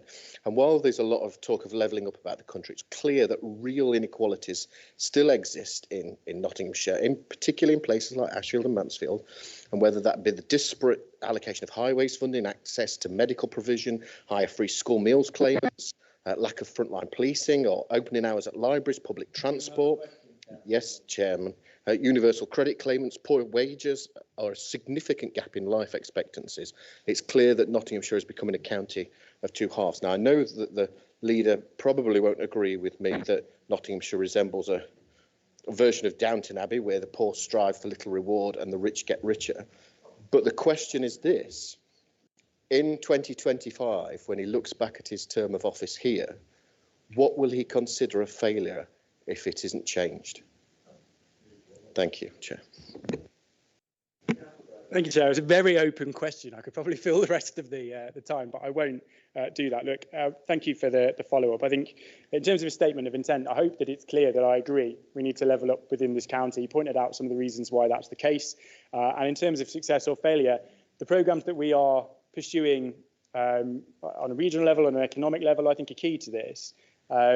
The jobs that we can create through some of the things that we are actively pursuing now, our integrated rail plan conversations, our Freeport, our development corporation, all of those things tied together with an integrated transport system from the IRP perhaps and other areas from our levelling up fund bid that can help people in those constituencies to access those jobs. A Robin Hood line that can get people to thousands of new jobs at Toton, for example, and Maid Marian line. Those things are huge ambitions for our county, things that are tangible and I hope deliverable. And if we can deliver some of those things for those residents and help to rebalance, although I don't quite recognise the Downton Abbey reference, I do see inequality. He's right to say that, and it's absolutely clear. So if we can help to rebalance that economy, not by bringing the affluent places down, but by bringing places like Ashfield and Mansfield up, then that will certainly be a success. And in the meantime, and our ongoing work within the council, as I say, he pointed out some examples there of, the amount of time and energy that goes into delivering services additionally in those areas because of that need. That's work that this council is already doing. And I've made quite clear, I think, in the early months of this administration that addressing reforms and addressing proactive services in things like adult social care and children's services, which is some of the most focused, I suppose, in those areas of disadvantage, is a key priority. We've had review meetings in recent days. We'll have budget meetings in the next few months where we'll look at opportunities to do that, and I intend to bring those things forward. So I'm not going to stand here and say X would be good and Y would be bad, because I don't think it's that simple. But what I would say is we have a very clear agenda, I think, in terms of opportunities that I see and our administration sees to go out and improve the lives of those residents.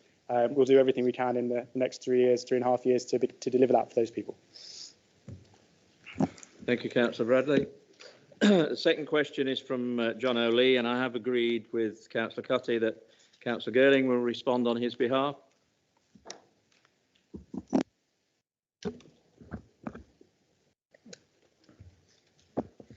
Thank you, Chairman. Can the Chairman of the Communities Committee or Councillor Keith Girling provide an account of what this council is doing to help support armed forces families in Nottinghamshire, in particular those affected in recent development in Afghanistan? Thank you, Chairman, and thank you, Councillor Lee, for your question. before I go into the written one, I just want to do some that isn't written, because it might not come over clear in the written reply that I'm going to give. I'm very proud of what this council, cross-party, have done. So, you know, Labour were in administration, we've been in administration, but the whole support of this council in terms of what we're doing for our armed forces. So I just want to get that out there first before I go into the written answer. It is in there, but I just want to highlight it. Thank you very much. Sorry. Did I put it? Okay.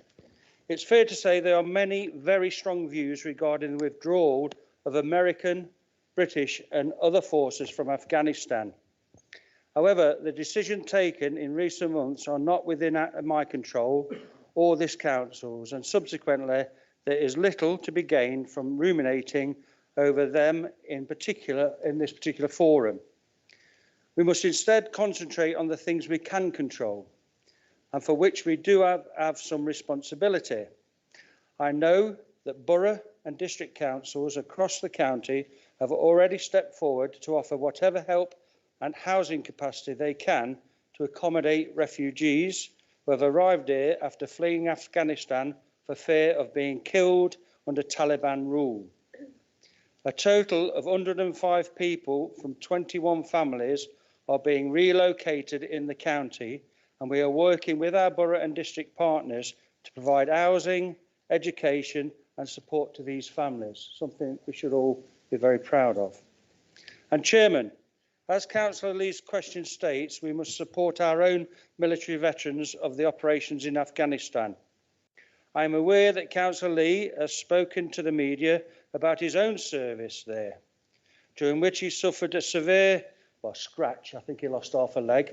And that's military thing. He accepts it, so don't have a go at me for being... it is a scratch, isn't it? Yeah, it is a scratch. From an improvised explosive device, IED, in 2007. Therefore, I can well understand while witnessing pictures of Taliban forces reclaiming control of the country will be an emotional time for him and many of other veterans. To use Councillor Lee's own words, fortunately, Nottingham County Council, under several successive administrations, has developed a proud record and reputation for appreciating and supporting its armed forces. In January 2013, Nottinghamshire County Council and Nottingham City Council jointly signed the Armed Forces Community Covenant, which has been enshrined in law in the Armed Forces Act 2011. At its core are the principles that service personnel, veterans and their families are not disadvantaged by their service, and that special provision is made for those who have sacrificed the most, including the injured and bereaved. Even before signing the covenant, but especially since, we have developed a long-standing supportive relationship with the local, regular and reserve units, as well as the veterans and cadets. We bring together councillors, officers and representatives from armed forces and the military civilian charities to work on various activities, issues and projects. However, now we are taking this work to a new level, which we embedded this support and these principles into the heart of our policy and decision making. Earlier this month, through the paper taken to the Communities Committee, members unanimously approved Nottinghamshire County Council's new Supporting Our Armed Forces Community Strategy, through which we will identify key areas of work to support our armed forces in line with our covenant duty. In practice, this means that when developing policy and making decisions ourselves or in partnership with other authorities and bodies regarding housing, healthcare and education, this council makes a firm commitment to carefully consider the unique obligations of the sacrifice made by the British Armed Forces, the desirability to remove disadvantage arising from service from people from membership or former membership of the armed forces, and that special provision for service people may be justified by the effects on such people of membership or former membership of the armed forces. That's obviously the technical jargon. It doesn't make any sense to me. What we're going to do is make sure they're looked after. There are 5 cross-cutting factors that will provide a backdrop to the overall coordination of service provision, all of which form the basis for an action plan to be taken forward in the years ahead. These cross-cutting factors are the collaboration between organisation, coordination of veteran services, data on the veteran community, public perception and understanding, recognition of the armed forces community. The charitable sector. The armed forces charitable sector supplements the core essential services provided by the public sector. By providing additional custom-built support, charities as a whole provide specialist services for veterans and the bereaved on a range of issues, including information helplines, healthcare, mental health support and housing throughout Nottinghamshire. Based on their own organisational eligibility criteria, Nottinghamshire County Council encouraged the charitable sector to work together and act as advocates and champions for the armed forces community. Private sector.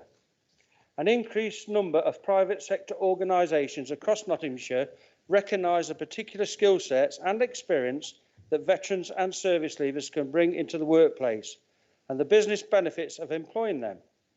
Private sector employers are closely engaged with, successfully transitioning to civilian life and employment for former military personnel and have a pivotal role in providing training and employment.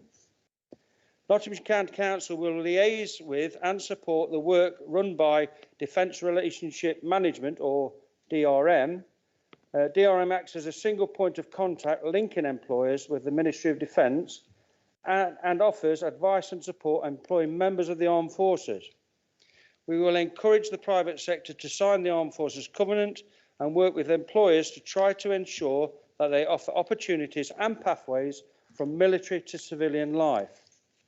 In doing so, we will work with the Ministry of Defence Careers Transition Partnership, helping ex-forces personnel to access career transitional guidance, skills workshops, vocational training and routes into employment. The Employer Recognition Scheme. The Defence Employer Recognition Scheme encourages employers to support the defence services and inspire others to do the same. The scheme encompasses bronze, silver and gold awards for employer organisations that pledge, demonstrate or advocate support for the Armed Forces community and align their support with the Armed Forces Covenant. So that the plans are in place.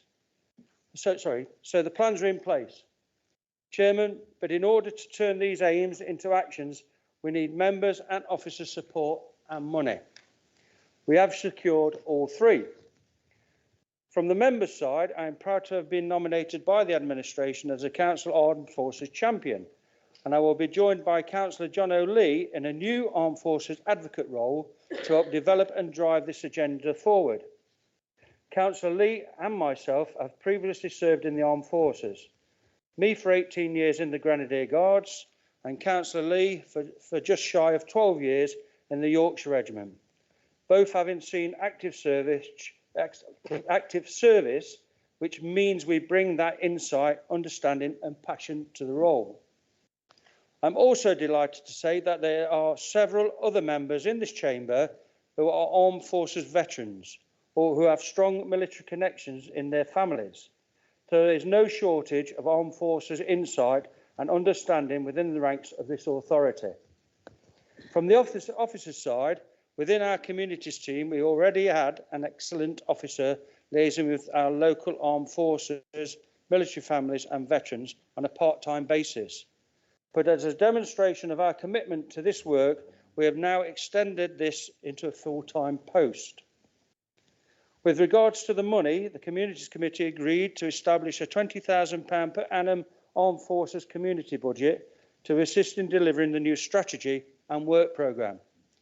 This will be used, for example, to support veterans' breakfast food clubs, promote key information and links, and to support key events, e.g. commemoration and anniversaries.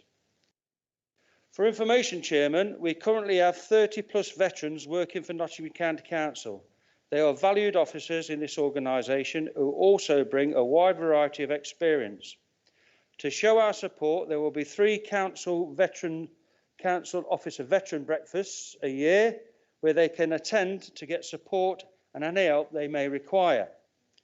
To ensure they can and will to ensure they can attend, we will be giving managers plenty of time to arrange suitable cover and giving our armed forces family protected status. Once we go firm with the dates of the breakfast meetings, I will ensure members that are veterans know so that if they wish, they can attend. To summarise, Chairman, this Council's commitment to support current and former armed forces personnel and families is greater today than it has ever been, and better defined than it has ever been. And the current circumstances demand that this is the case, not only with regards to events elsewhere in the world, but also the impact that COVID-19 has had on the social and economic situation in this country. As Armed Forces Champion, I shall be proud to lead this work and look forward to the support of members across the Chamber in doing so. Thank you, Chairman. Well done, Steve. Hey? Yeah, no. Thank you, Councillor Girling. Councillor Lee, do you have a supplementary? I don't, Chairman. Thank you. Looking at the time, I think we have time for one more question. So, Councillor Pringle, if you'd like to put your question to Councillor Tracy Taylor. Hi, Tracy, you all right? That threw me right off there. Hang on a minute. You're better looking than that anyway. But firstly, I'm asking this recognising the bravery of those members, elected members, that are in this chamber. We've heard previously over the years some passionate speeches which are heartfelt and very humbling. So I ask this question in all seriousness. Councillor Taylor, how is Nottinghamshire helping the national effort to resettle refugees from Afghanistan, recognising that many of these people were working on behalf of the British government and our incredibly brave armed forces? Thank you, Councillor Pringle. Councillor Taylor. Thank you, Chairman. And I should probably explain to colleagues in the first instance the reason that the leader has asked me to answer is because of my role as a member of the Strategic Migration Board at the East Midlands Council. So thank you for your question. Colleagues will be pleased to know that my answer is not as long as Councillor Girling's, but it probably helps to follow him because he has actually given context to the wider situation and the wider difficulties. The immediate presenting need of those relocating from Afghanistan is that of accommodation. We've been working closely with our district council partners on meeting that need. Where those individuals or families have additional needs that are the responsibility of the county council, we are of course liaising and working with the district councils and families to meet those requirements. And again, I reference my membership of the East Midlands Council and the partnership work that's going on there. One example of this would be where resettled families have school-aged children and need to access school places. If a child or family have other additional needs, they will be assessed by the appropriate council and/or health organisation. Importantly, this is a partnership effort. It also involves our partners in health. And across Nottingham and Nottinghamshire, 80 out of the 125 GP practices are signed up to deliver a local service providing an enhanced level of care to refugees and asylum seekers. The Syrian and the new Afghanistan resettlement programmes sit within this service. Our understanding is that our combined offer by district councils across the county under the Afghan Relocation Assistance Policy Scheme, or ARAP, is being delivered to 21 families who we expect to be, on average, a 5-person household, and therefore around 105 children and adults in total. Thank you, Chairman. Thank you, Councillor Taylor. Do you have a supplementary? Yes, please, Chairman. A quick one. Thank you, Councillor Taylor. And you're right, our app and the Afghan resettlement scheme are the two schemes that are recognised for these people. But could you tell me of any detailed assistance being offered for those who not only supported the armed forces but also stood up for democracy in Afghanistan, such as those fighting for women's rights, freedom of speech, those fighting for women and children who are in the risk category, and those within vulnerable groups such as LGBT and marginalised ethnic and religious groups? And I ask this because these people, in working closely with armed forces, whilst defending the rights of democracy as we know it by speaking out, will have a lot to offer us in understanding the terrible situation and supporting integration of those in and around them. Councillor Taylor. I was going to say, thank you, Councillor Pringle. I anticipated a number of supplementaries, and that most definitely was not that one. So, with your indulgence. So I've got all my papers. The Chief Executive so has some up-to-date information he wishes to impart. Thank you. So just for the sake of clarity, Councillor Pringle, my understanding is that the pledge the government has given to resettle another 20,000 people from Afghanistan will include a prioritisation, including some of the groups that you mentioned in your supplementary question.